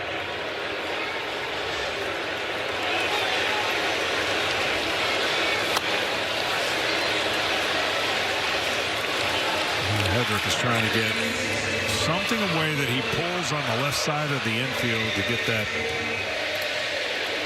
much needed double play ball. The diving Rosario down the left field line. Vientos delivers. Benjamin to score. Soto chugging for home. He'll score standing up. 2-run double Mark Vientos. And the Mets grow the lead to 5-2. They got it on the ground, but it was hit firm by the third baseman. Splitter that just hung in the middle, just over his glove. And Soto doing a nice job.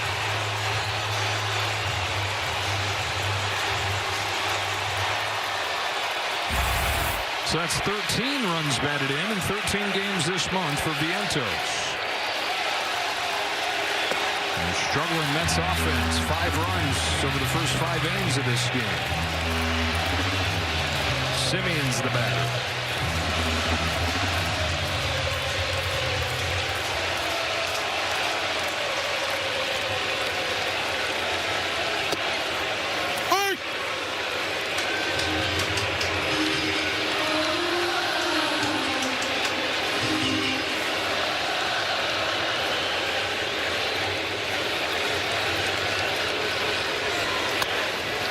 There's the ground ball he's looking for to Rosario at third. Just give the batter too late.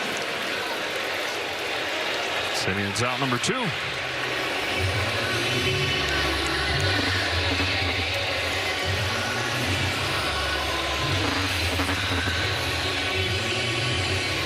Mets 5, Yankees 2. Here's Ewing. Out of Springboro High School in Ohio.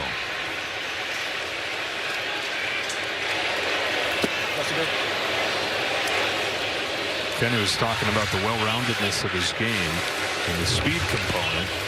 Ewing last year in the minors stole 70 bases. That would translate to close to 90 in the big leagues. They don't play quite as many games, obviously.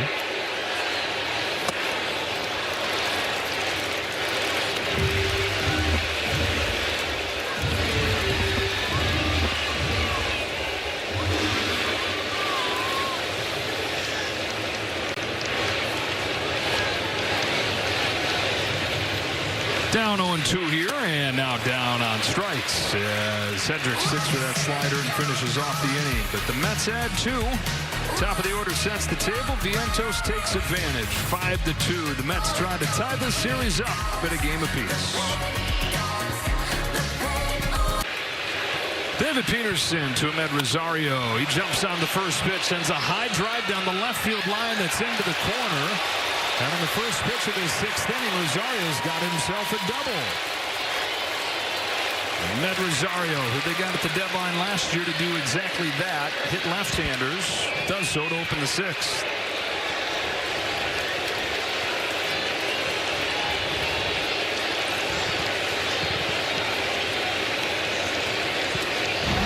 Action in the bullpen. Brooks Raley starts to loosen for the New York Mets.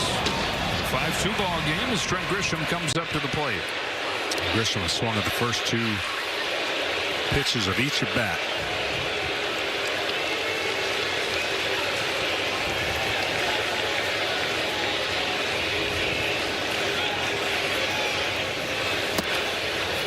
Takes this time. Figured it was due. Yeah.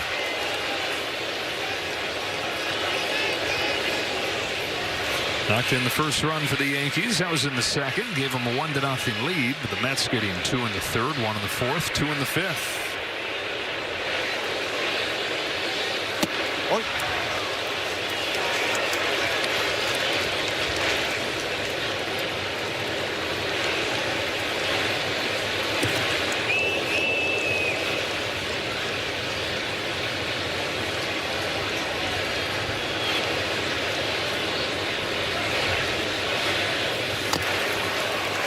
Peterson 7 Ks, a season high. And now 2 strikes on Grisham. Always am intrigued with the mindset of a guy like Peterson, who's traditionally, I'm sure, would consider himself a starter. Now in this role, how he adapts to it. Strikeout number 8.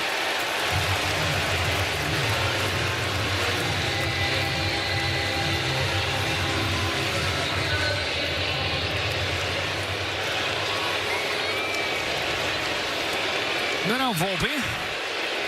He's still looking for his first hit in what is his 3rd game. It's getting brought back up to the major leagues. Caballero going on the injured list.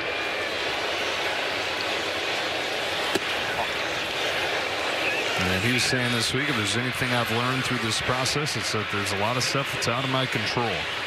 So we're going to do what he can, the opportunities he has here, and then see where things lay when Caballero comes back.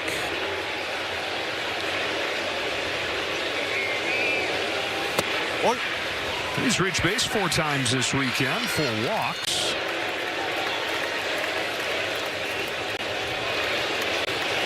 Caballero, quite a jolt he's given him. And a lot of the depth they're talking about the Yankees now having, they got quietly as last year went on. Rosario had this double in this inning. Caballero, who's taken over the shortstop job. Those were under the radar deals that they made before the deadline last year. A lot more decisions from Mr. Boone. Good problem to have. All 3 on Volpe. Until Volpe gets to the point where he can take away that outside part of the plate with that first move of pulling that shoulder to his 3rd base dugout, he would do damage on a middle-in pitch right here. Takes another walk. His 5th of this series.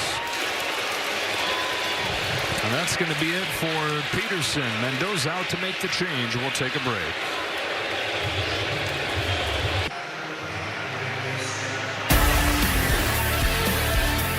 third inning, big play of this game, this wild pitch that ricochets a mile high and scores 2 runs. There's throwaway from Rodon. That's how the Mets took the lead, and they've had it since. Leading 5-2 as we take a look at our game summary, sponsored by Blue Moon. Rodon failed to get through 4 innings, and 2-out offense has told the story in this ball game. 5 of the 7 runs coming with 2 out. And Mets bullpen continues. Hey, we got some happy birthday barbecue for you. Oh, man. Let me tell you, I'm going to move this up. Okay. I'm telling you, that is smooth and really good. What is it? Barbecue. It's pork and mac and cheese. A little, That's corn. tremendous presentation. So yeah, tremendous presentation. And by the time the 9th inning is over, that will be empty. If Rick will help me. He's over there locked into the Sabres game. Brooks Raley's having an awesome year. Strike 1 on Austin Wells. Raley's given up just 2 runs in his 18 games. Sinker, cutter, curveball, and changeup. Oh. 37 years old, out of San Antonio, Texas. Got to the major leagues 14 years ago with the Cubs. And was away from the majors, injury after injury, for 6 years. When you're having a more locked in year at the plate, you don't miss that pitch. Wells missed the one pitch he was going to get off of Raley to do damage. And now he's going to have to battle with 2 strikes because I don't think he's going to see that same pitch again.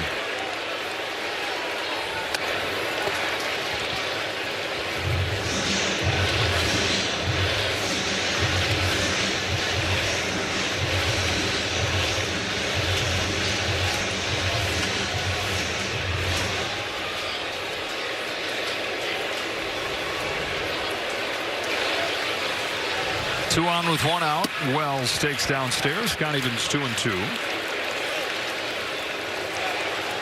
The Yankees offense just hasn't quite been the same the last week plus. Even as top heavy as they've been one of the best run scoring teams in baseball for most of the year. Wells is down swinging, 2 gone in the 6th. Only 21 runs though in 8 games on this trip.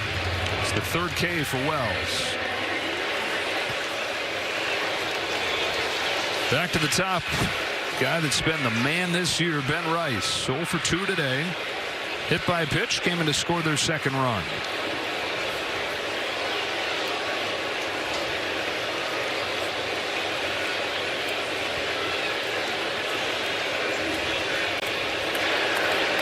Lefty, but like we're telling you earlier, this is where his game has grown the most this year. Leadoff double from Rosario. He's still at second. Volpe at first. Here comes Raley. Rice fouls off the first pitch. It's a lot easier to stomach losing Juan Soto across town when you get another left-handed hitter emerging the way that this guy has.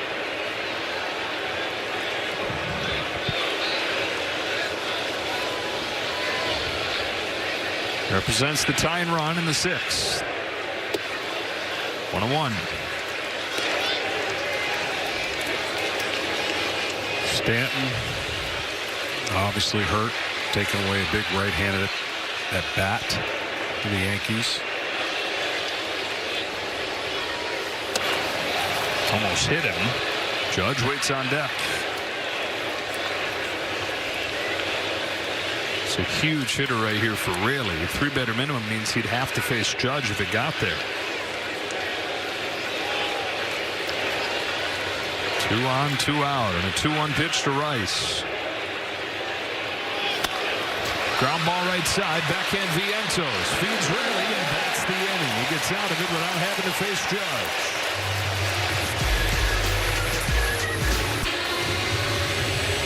Mr. Met and Wilson.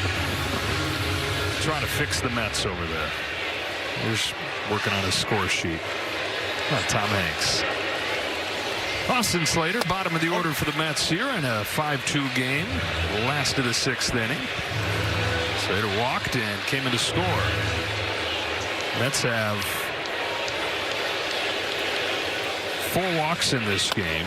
3 of them have come in to score. Fly ball to right field, routine for Aaron Judge. And the first out of the 6th. So this Armed Forces Day, baseball salutes our service members and their families. To help serve those who serve us, go to MLBtogether.com. Wild walks in this game, walks up across baseball this year. Historically high walk rate in the first year of ABS. Not a totally unforeseen outcome given the numbers we had seen in the minors, but maybe a little more drastic than was appreciated going in. And I would say probably the averages are down too, right? Batting averages? Yeah. I'd have to check that. I know the walk rate is at an all-time high. Jason Stark had a great piece, as he often does, on The Athletic earlier this week, just looking at the quarter point of the season, some of the numbers. The other thing along with the walk rate is that the swing rate is the lowest it's been in 8 years. And in talking to people around the game, Jason found that he thinks that's only going to continue going down as hitters get a better appreciation for how tight this new zone is. Yeah, and again, with the type of pitching that we have, less command, more stuff, you got the perfect storm. And if you get the command, then the hitters are going to be in a tough place. But right now, that's not the case. 2-2 on Beatty. Average is down a touch. It was 245 last year. It's 241 this year. But it's often lower at this stage of the year before you get into the summer months. They're pretty on par, average-wise.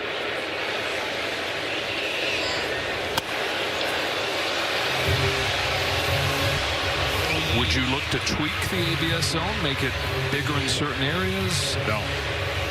No, I think lowering it gives hitters a chance with the velocity down versus the velocity up. If that strike zone was higher, no chance. That's a spot where the zone has shrunk the most. The top of the zone is 3 inches shorter than what umpires were calling last year. Yeah. Again, we've already seen when you have the ability to fractionally touch the baseball across an electric strike zone, you see how much bigger it is, right? Because if they didn't lower it, imagine the top of the strike zone being that much bigger because the ball can touch, the bottom of the ball can touch the strike zone and be considered a strike. And then you couple that with the ability to spin a baseball vertically, top to bottom. Again, a ball for the longest time and barely catching the back end of that strike zone. Hitters would have a hard time adjusting. What is the answer then? Because I don't think more walks and less swinging is good. No, it's not. The answer is we've got to do a better job with our pitching. Guys aren't ready. Like, they're forced to the big leagues because of injuries. They're forced to the big leagues because nobody pitches enough innings. And they're just not prepared to be able to be out there long enough because their inability to command a secondary pitch is flawed, and the ability to throw it super hard has never been greater. So that's the answer, but that may come after some rule changes. But even to get it back to where it was the last couple of years, when it was the same deal, right? Guys throwing hard, not necessarily commanding it. There's got to be some kind of tweak we can make there to the ABS zone. No, that could at least get it back to where it was. I mean, the only thing east to west, not north to south. So if you wanted to expand it a little bit, but that again, when we'll finish that thought next inning. That's the 21st strikeout of this ball game. So we got a bunch of those tonight too. 2, 3, and 4 coming up for the Yankees. Down 3 here in the 7th. Joe Davis, John Smoltz, Ken Rosenthal. It's Aaron Judge to lead off. Really stays on, comes home, ball one. Single and a walk tonight for Judge. Yankees out hitting the Mets in this game 6-5.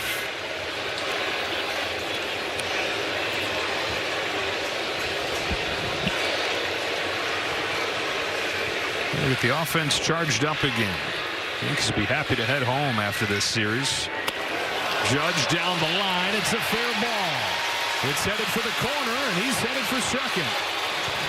Leadoff double from Judge.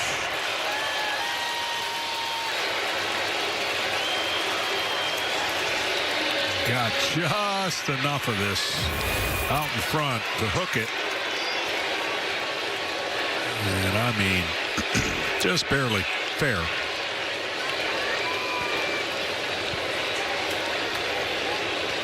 So the second inning in a row, they've gotten a leadoff double, trying to take advantage of it this time. They left Rosario stranded after his last inning. Bellinger flies the first one to right center field. Drops the ball. Oh no, the Mets. Judge is in to score 5-3.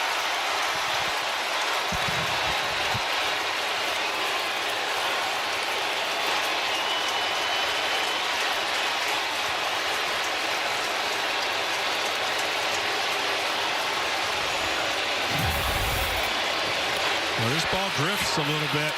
I wonder if he takes his eye off of it just a second to see where, yeah. I mean, that one doesn't happen very often. But when it does, happens here.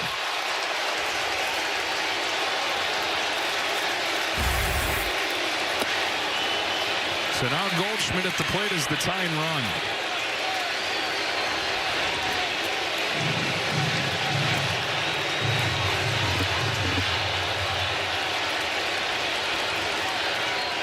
Two for three today for the veteran first baseman.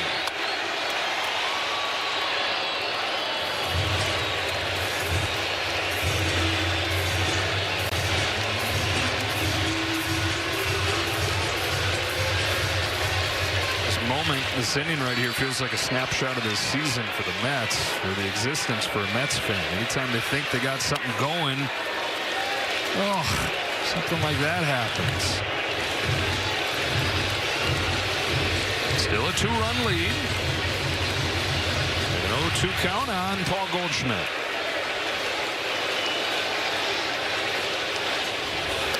Who gets hit by the 0-2 pitch.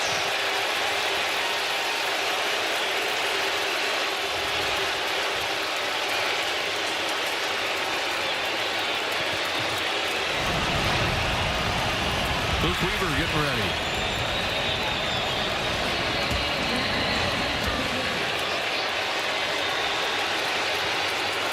Still nobody out, and Jazz Chisholm comes up.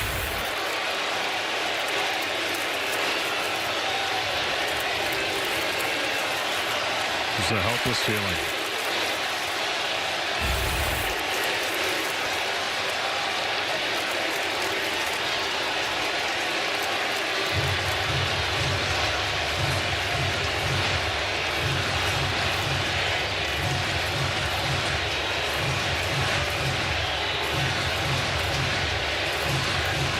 Doesn't help that it happens against these guys. If you're a Mets fan, you have to hear about it from your classmates on Monday, your coworkers. Tying one aboard and Chisholm up, bunts it in the air. It's going to nestle behind the mound, and everybody's safe.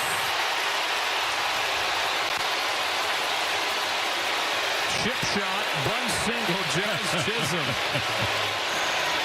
Yeah, not the way he drew it up, but if you think about it, it's undefensible right there.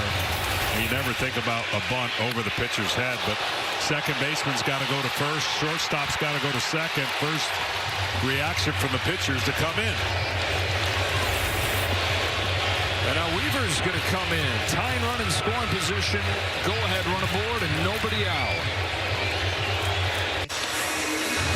Carlos Mendoza has to feel like this is a nightmare that just will not end. His team has a 5-3 lead, but the bases are loaded for the Yankees with nobody out. Benja's air opening the door here. Luke Weaver thrown into the fire against his old team. Yeah, tough spot for Luke. You're hoping to just get out of this inning with 1 run given up. You can't try to give up 0 because the next thing you know, you give up a 4 spot. So try your best to just give up 1 run with bases loaded, nobody out. Rosario stays in. He's actually hit righties better than he has lefties this year. Swings to the first pitch.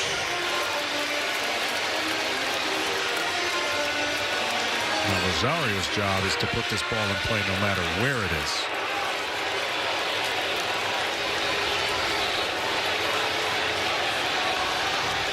Weaver rocks and fires. Rosario swings over a change, and he's in an 0-2 hole. Because the thing people forget in this situation, a ground ball to shortstop, you're going to get a run.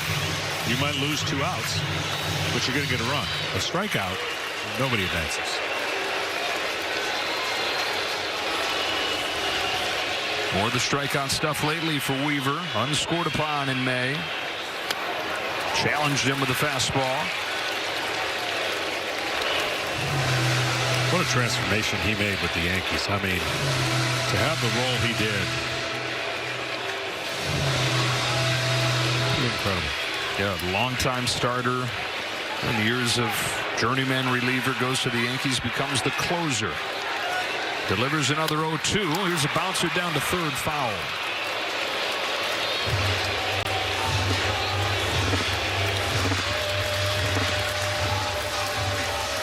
He had 8 saves last year. He was the closer during the run to the World Series the year prior to that. First season with the Mets has not gone off to a great start, but he's starting to hit his stride lately. Bellinger at third, Goldschmidt at second, Chisholm at first. Already a run in.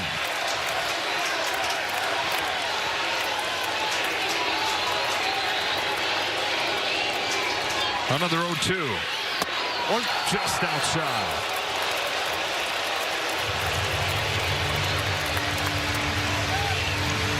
Great pitch and a great take. 2 can exist at the same time.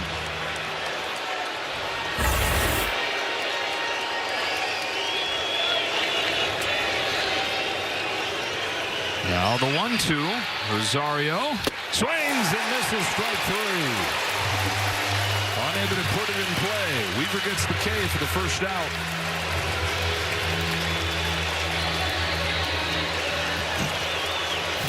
He alters the delivery to try to mess with the timing of the hitter. He'll pause, and then throws that changeup top of the zone and gets the much-needed strikeout.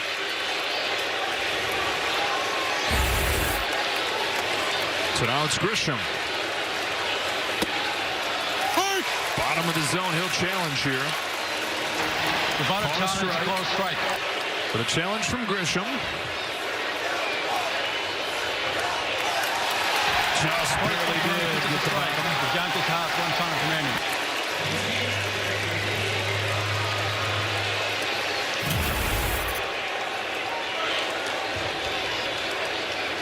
Strikeout for Rosario, by the way, was the 12th for the Yankees in this game. 22 total, with the 10 for the Mets.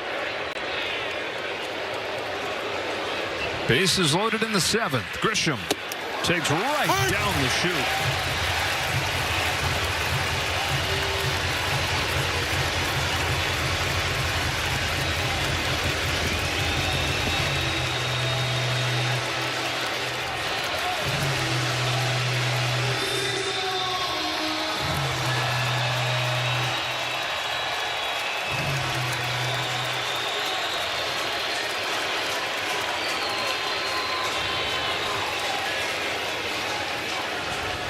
Weaver's 0-2.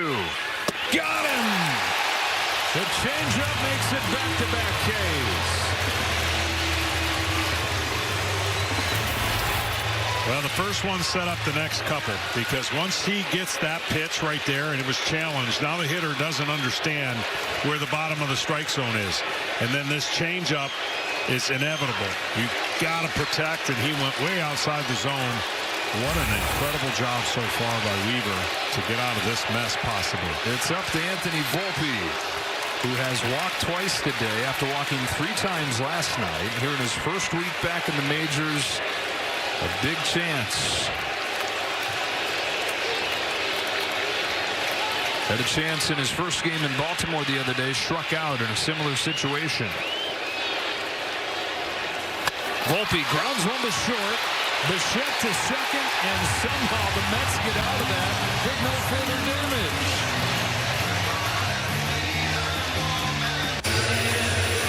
You can score big on authentic gear at MLBshop.com. From official jerseys and memorabilia to hats and hoodies, we've got the season covered. So go to MLBshop.com, the official source for your favorite team gear. Fan spirit, team spirit out in full force as the Yankees and Mets go head-to-head this weekend for the first time this year. Carson Bench at the top of the Mets order. Love a chance to atone for that error that led to the Yankees' last run. Tim Hill's on to pitch. Outside with his first pitch. What a job. I mean, bases loaded, nobody out. And he just carved.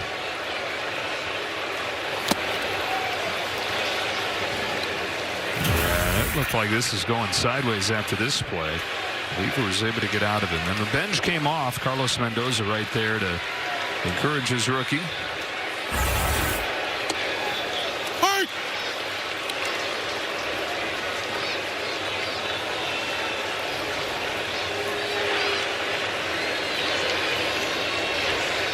But a good day at the plate for him. Double single. He scored twice. Fouls this off. We go down to Ken. Joe, one of the things the Mets like best about Carson Bench is that nothing seems to bother him. He's got the mental toughness to handle failure, to handle criticism. He told me he's never cared much about what people think. He said, I know what I've got. Oh. Takes outside 2-2. I was reading his college coach, Josh Holliday at Oklahoma State.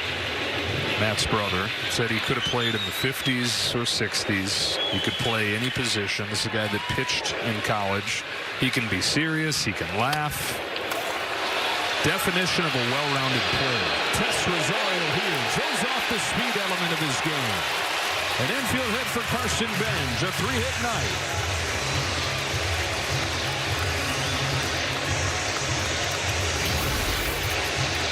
Tough play here, trying to get rid of it as quickly as he can. Hit in front of the bags, the fastest way to first. Those shoes help too. Fast shoes.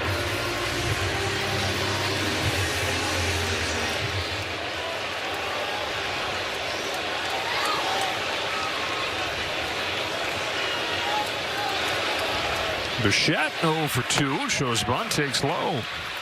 But Bichette showing bunt here. 0 for 2 tonight, 2 for his last 31.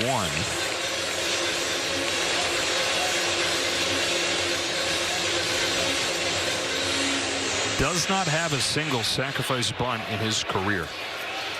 He's looking for a hole, maybe find himself a bunt hit. Anything to get going.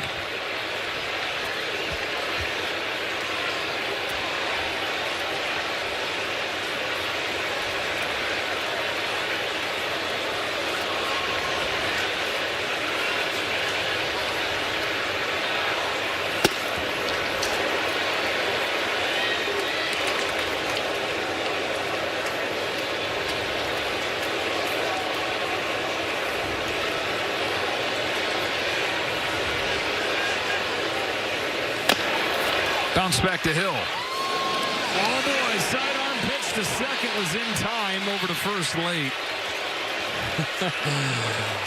Well, one gone in the 7th inning, and time to check in with Kevin Burkhardt for a game break. Well, Joe, how about this guy? Munetaka Murakami, he was an MVP in Japan in his first year in the States.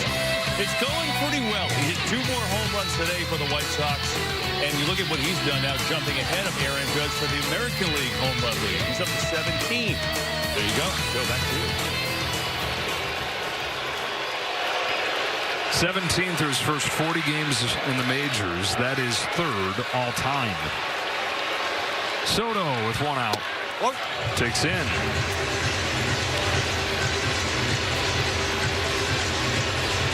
White Sox hit 5 home runs in that game against the Cubs at 500. Who you got? Who you got? Who you taking right now to win that division? I don't know. Soto rips one through the right side for a base hit. He's been on all 4 times in this game. And Bichette will go first to 3rd. I wanted to say the Tigers, but then they lose Skubal, and they just have not seemed right. I don't know. It's gonna be a good one. Bichette's got to get out of the way of this ball, or his teammate gets a hit and he's out.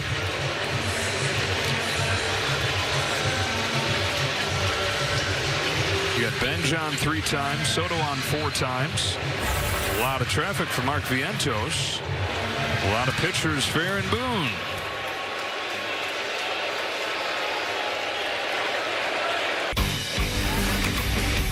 Sleeping Picks are sponsored by Mattress Firm. The Phillies are back, winning 14 of 18 since Don Mattingly took over as the manager. Kyle Schwarber is on one with 11 home runs over those 18 games. 9 home runs over his last 12 games. Harper went deep again today.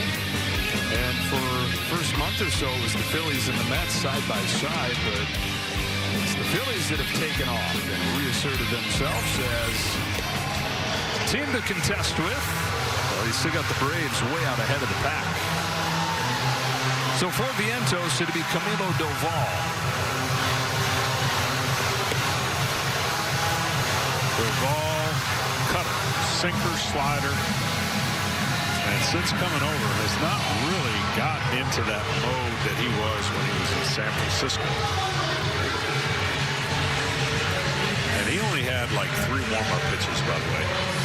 It's good. Just roll. Well, he took forever to get out to the mound, so they're not going to give him a bunch. And he's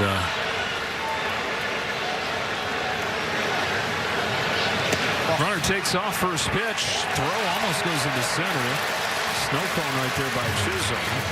Soto with a steal of second. Yeah, this is one of the slowest deliveries you'll see for a reliever. And you could, I think I could have struck second right there. That's saying something. Soto just his 2nd steal this year after his 38 last year. Infield comes in and a chase and a miss right there. Vientos, one of the biggest swings of this game, a 2-run double in the 5th. Right now, the difference in this game.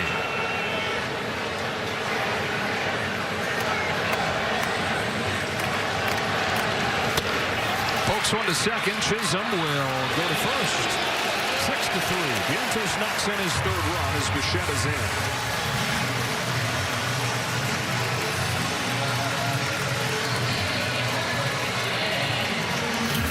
You got to react super quick as a runner. You got to go on contact, or you got to wait for it to go through. And just getting him to move that much to turn and throw would have been a hard play at home.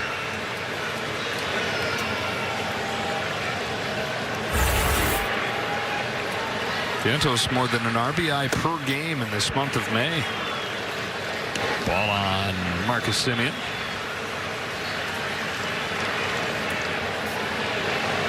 Trying to join in on the fun. 0 for 3 in this game. Soto's at second. 2 out. Ball 2.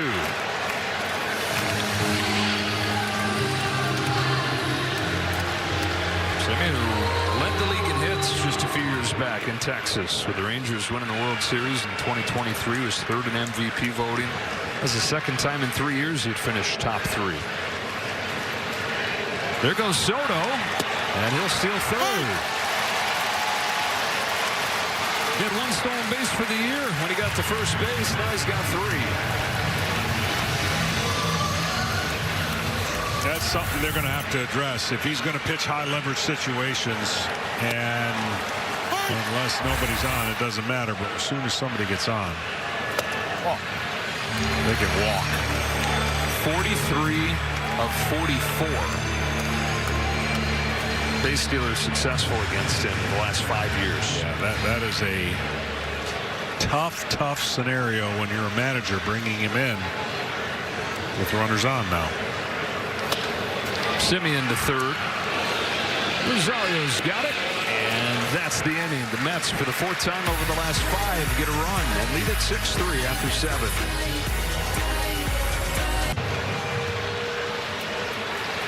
Under the radar star of this game for the Mets, Luke Weaver, who came onto a bases loaded, nobody out situation last inning and got out of it unscathed. 6-3. The Mets have the lead as Wells leads off the 8th. Jumps on the first pitch, and he's saying it's about time. He's over 3 with 3 Ks. Singles on the first pitch of the 8th. Is something that he has been. That is a feeling, right? The click. There was no clicks up until that point. He's like, I'm tired of it. Going up there, swinging. The Yankees continue to threaten. That's the 8th hit of this game. They have 3 walks, 2 hit by pitches, 13 base runners, just 3 runs to show for it. It's Ben Rice at the plate with Judge on deck, and a changeup gets swung on and missed. Yankees have had 15 at-bats in this game with a runner in scoring position, but only 3 hits. Devin Williams getting ready.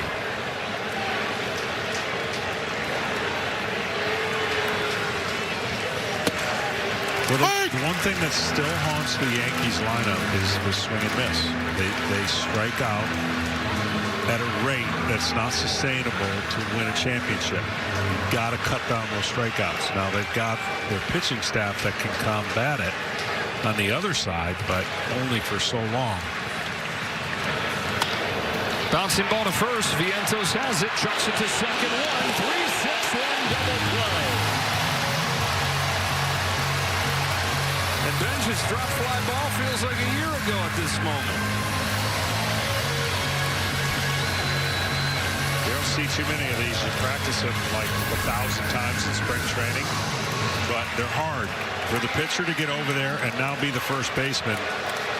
He did a great job getting to the bag and acting like a first baseman.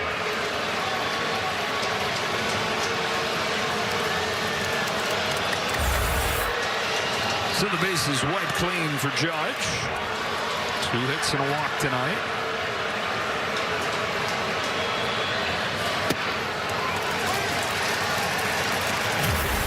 There's never this kind of adrenaline and or execution in spring training. You're kind of going through the motions. When it's live and in the game, you got to be precise.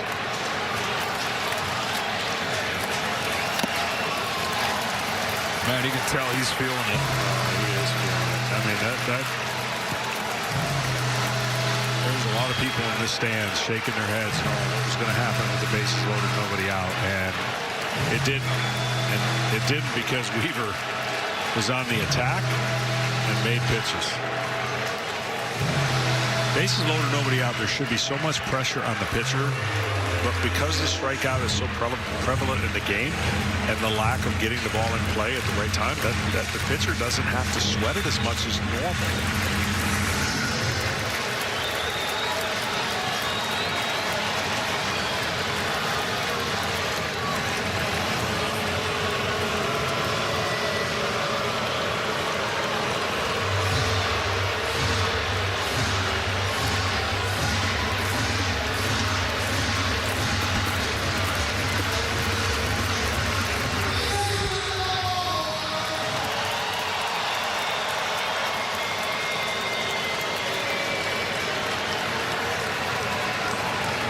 Weaver's 0-2. Judge fouls it back.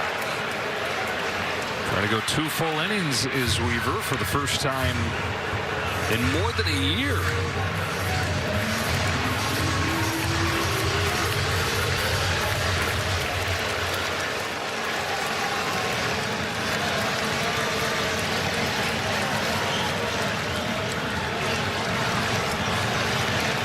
Another 0-2 to Judge. Lifted to center field. Ewing and Soto come together. It's Ewing down to 1-2-3, or at least in 8th inning where he faces the minimum. Finished with the double play ball and a 6-3 West lead. Tonight's telecast is sponsored by Geico. It feels good to Geico. Interleague play started in 1997, but even before then, these franchises used to face off in the Mayor's Trophy game, which they played from 1963 through 1983. Yankees won 10 of those games, 10, 8, and 1. Yankees over the Mets in the 19 Mayor's Trophy games. Now interleague play, 30th season of it officially. Paul Blackburn takes over for the Yankees, their 6th pitcher of the ball game. He's in with the first pitch to A.J. Ewing. Sinker cutter, but he's got 5 others besides the sinker and the cutter. Likes to throw those primarily.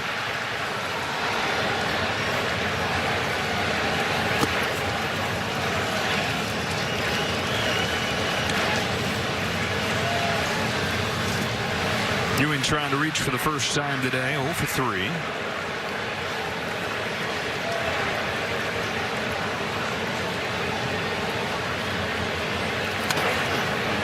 One and 2.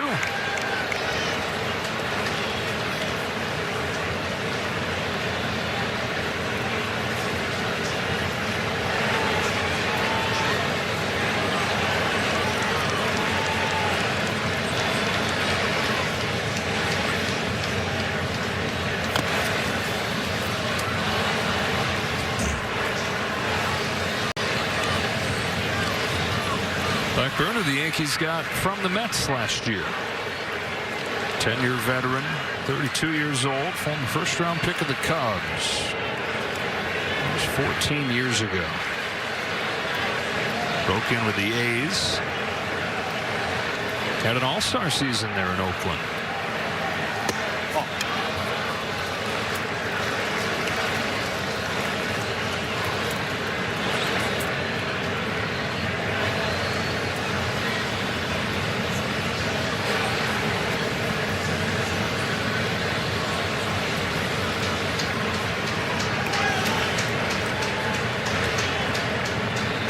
Here's his 2-2 to Ewing.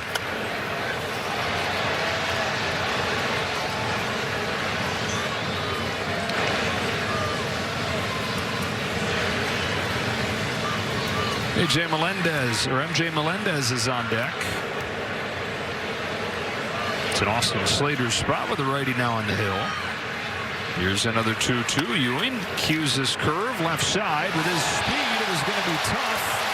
He was scooting up along that line. Rosario no chance to make the play. I'm putting base hit down. He was flying, man. This ball had a lot of spin on it. Off the end of the bat. Rides up his glove. Don't think he would have had a realistic chance. So I do mine in pen, so it stays no matter what the officials say. Thumbs up. That's a hit. Okay. And it's Melendez to the plate. Pinch hitting for Slater. A couple guys that they got over the last few months fill out this roster. Melendez had a hit in the 9th inning yesterday to snap an 0 for 16 slide.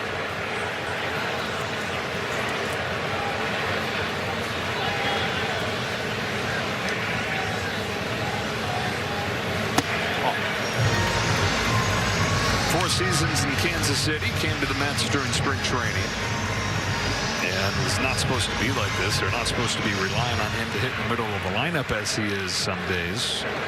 But with the trickle down of the injuries, they've asked a lot of him. There goes Ewing, throw from Wells, not in time.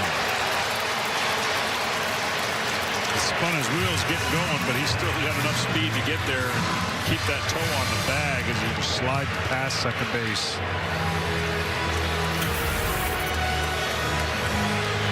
Ball on the field is safe at second base. New York Yankees have challenge. See if he comes off the base at all. Hold the tag. Oh.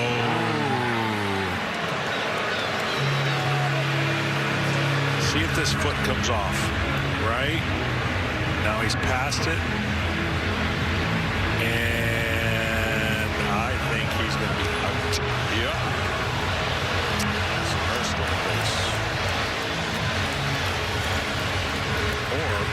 did he reach the base? And it's a stolen base, and then it's an out. It's a caught stealing, officially. And it'll be the first of his career on his second try.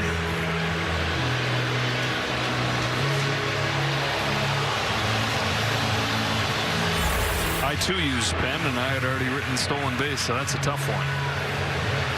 Got the line drawn. You got white out. Rick does. White out. When the runner slid, his foot hit the fielder's foot and came off above the base, and he was tagged. The call on the field is overturned. Runner is out, and the New York Yankees retain their challenge.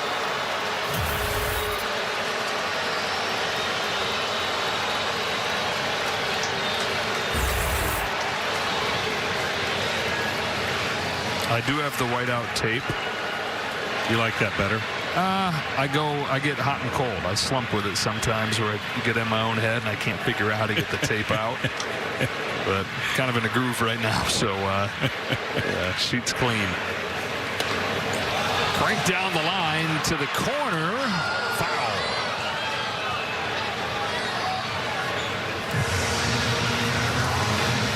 Well, for the Yankees in the ninth inning, they have 3, 4, and 5 coming up. Bellinger, Goldschmidt, Chisholm. Will they be facing another former Yankee? And Williams. All over this roster. 4 former Yankees on the Mets roster. And he is getting ready.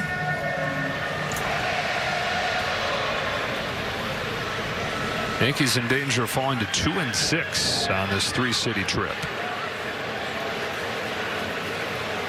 It's been a streaky year for the Yanks. Got off to a good start, then hit what they do 6 in a row, and then rattle off like 9. Red hot there for a while. Just been a whole lot better at home. We talk about Cody Bellinger having the big splits, home versus road, but as a team, it's pretty drastic. 6 runs per game at home, more than 6, under 4 on the road. Just misses right there for a one-out walk. Good Hands Play, sponsored by Allstate. One of those former Yankees going to be featured right here as Weaver comes in with the bases loaded and gets out of it. Yeah, this is an incredible job.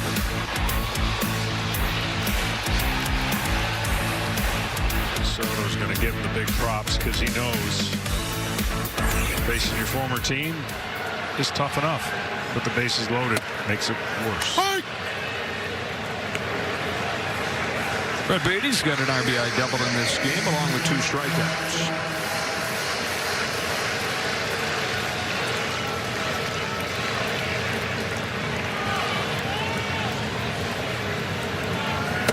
"23 strikeouts, 8 walks between the 2 teams combined." Yeah, this will be one of the longer games we've done this year. I don't even know what the time is, but it just feels like a longer game. It's up there. This would not be one that you would pop in the DVD player, VHS player, try and make somebody a fan of baseball. This has not been super clean, tidiest. But you know what, the Mets, they could care less how clean it is as long as they get a victory and get that season going again. Make them 9-5 in this month of May. Just go back to what we were talking about earlier. You know that they're going to get better, but are they going to get healthy enough fast enough to make a run to overcome how deep of a hole they look dug?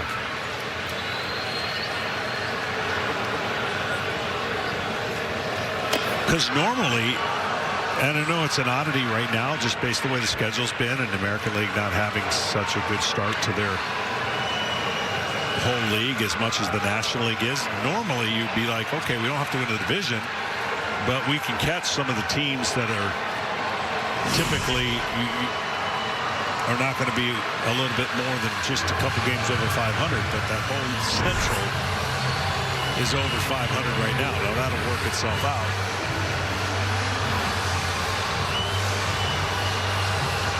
Yeah, Mets fans holding their breath. Here's another guy who feels some pain. Beatty fouling that ball off his foot. Yeah, the Mets are already 8 games back of a playoff spot. Yeah. The whole league ahead of them. That's what's amazing about the start of the season, how it's just kind of worked itself out. I mean, when you have the Mets and the Phillies, you just can't expect that. I think we read something that it's the largest lead in the history of baseball through the first 30 games throughout the entire league, throughout the East.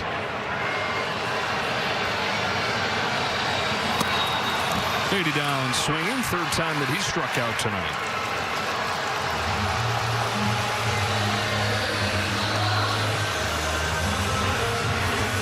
And Luis Torrens.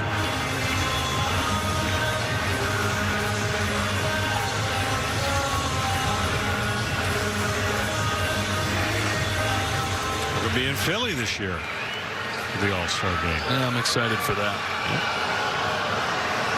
Yep. Phillies back to 500 today with that win that KB was telling us about over the Pittsburgh Pirates, which is a lot more impressive these days than it used to be. The one thing I was concerned about with the Phillies is they were going to miss Suarez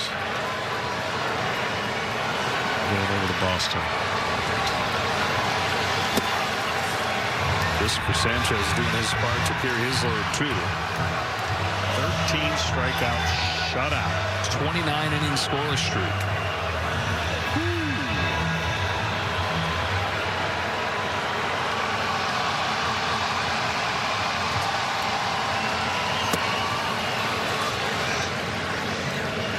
Miller ended his. He was in the 30s, right?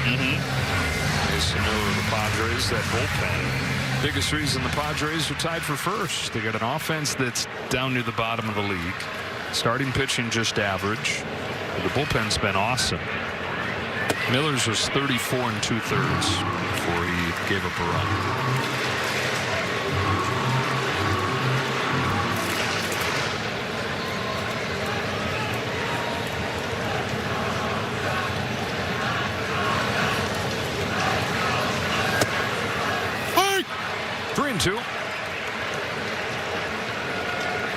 Even the Washington Nationals have gotten things going. They've won 7 of the last 10 games. They're 500 as well.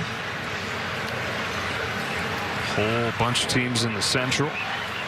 And Padres and Dodgers tied for first in the West. Lifted to right center field. Trent Grisham moseys on over there. He'll put it away. Send this game to the top of the 9th. Bellinger, Goldschmidt, and Chisholm coming up against their old teammate.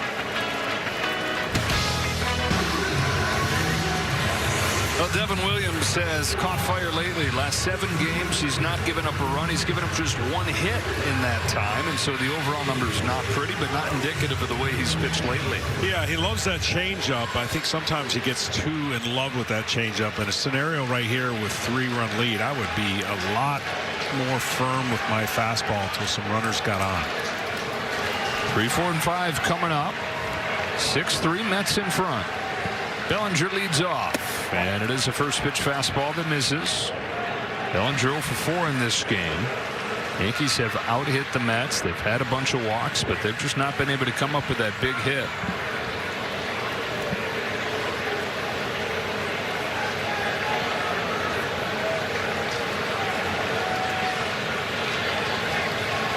So another former Yankee here for the Mets.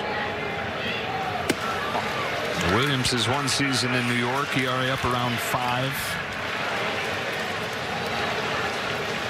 Facing the Yankees offense, not pretty tonight. Those 13 strikeouts and the lack of clutch hitting. So this is just 22 runs for the Yankees in the 8 games on this road trip.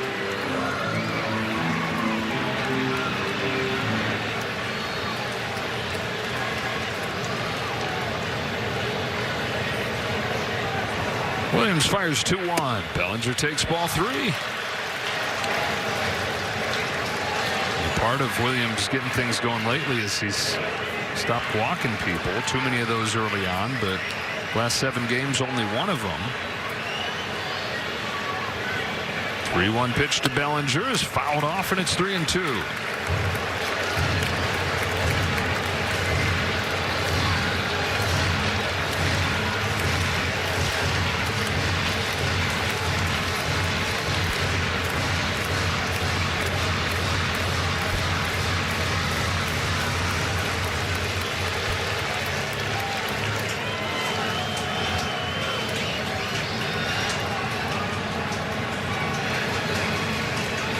Bellinger leading off the ninth. Down on a high fastball. Williams comes back from 3-1 to strike him out.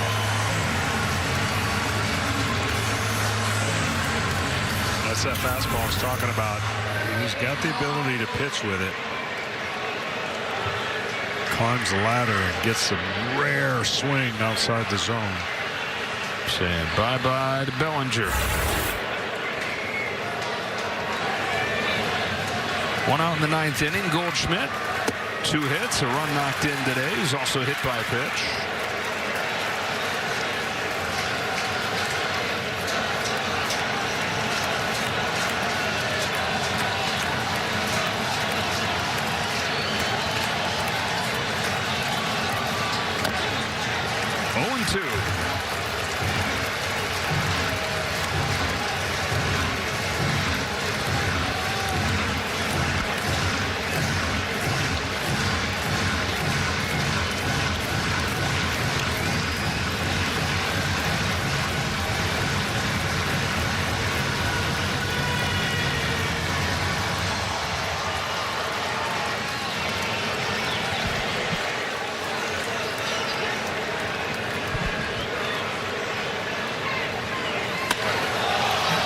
The left center field, but it's going to hang in the yard. 2 gone in the ninth. Their profile sponsored by Liberty Mutual, the former Yankees, doing it to their old club. Juan Soto reached all 4 times that he came up in this ball game. And Luke Weaver getting out of that bases loaded jam, going 2 full innings for the first time in more than a year. Luke is the hero. And down to their last out are the Yankees. Here's Chisholm.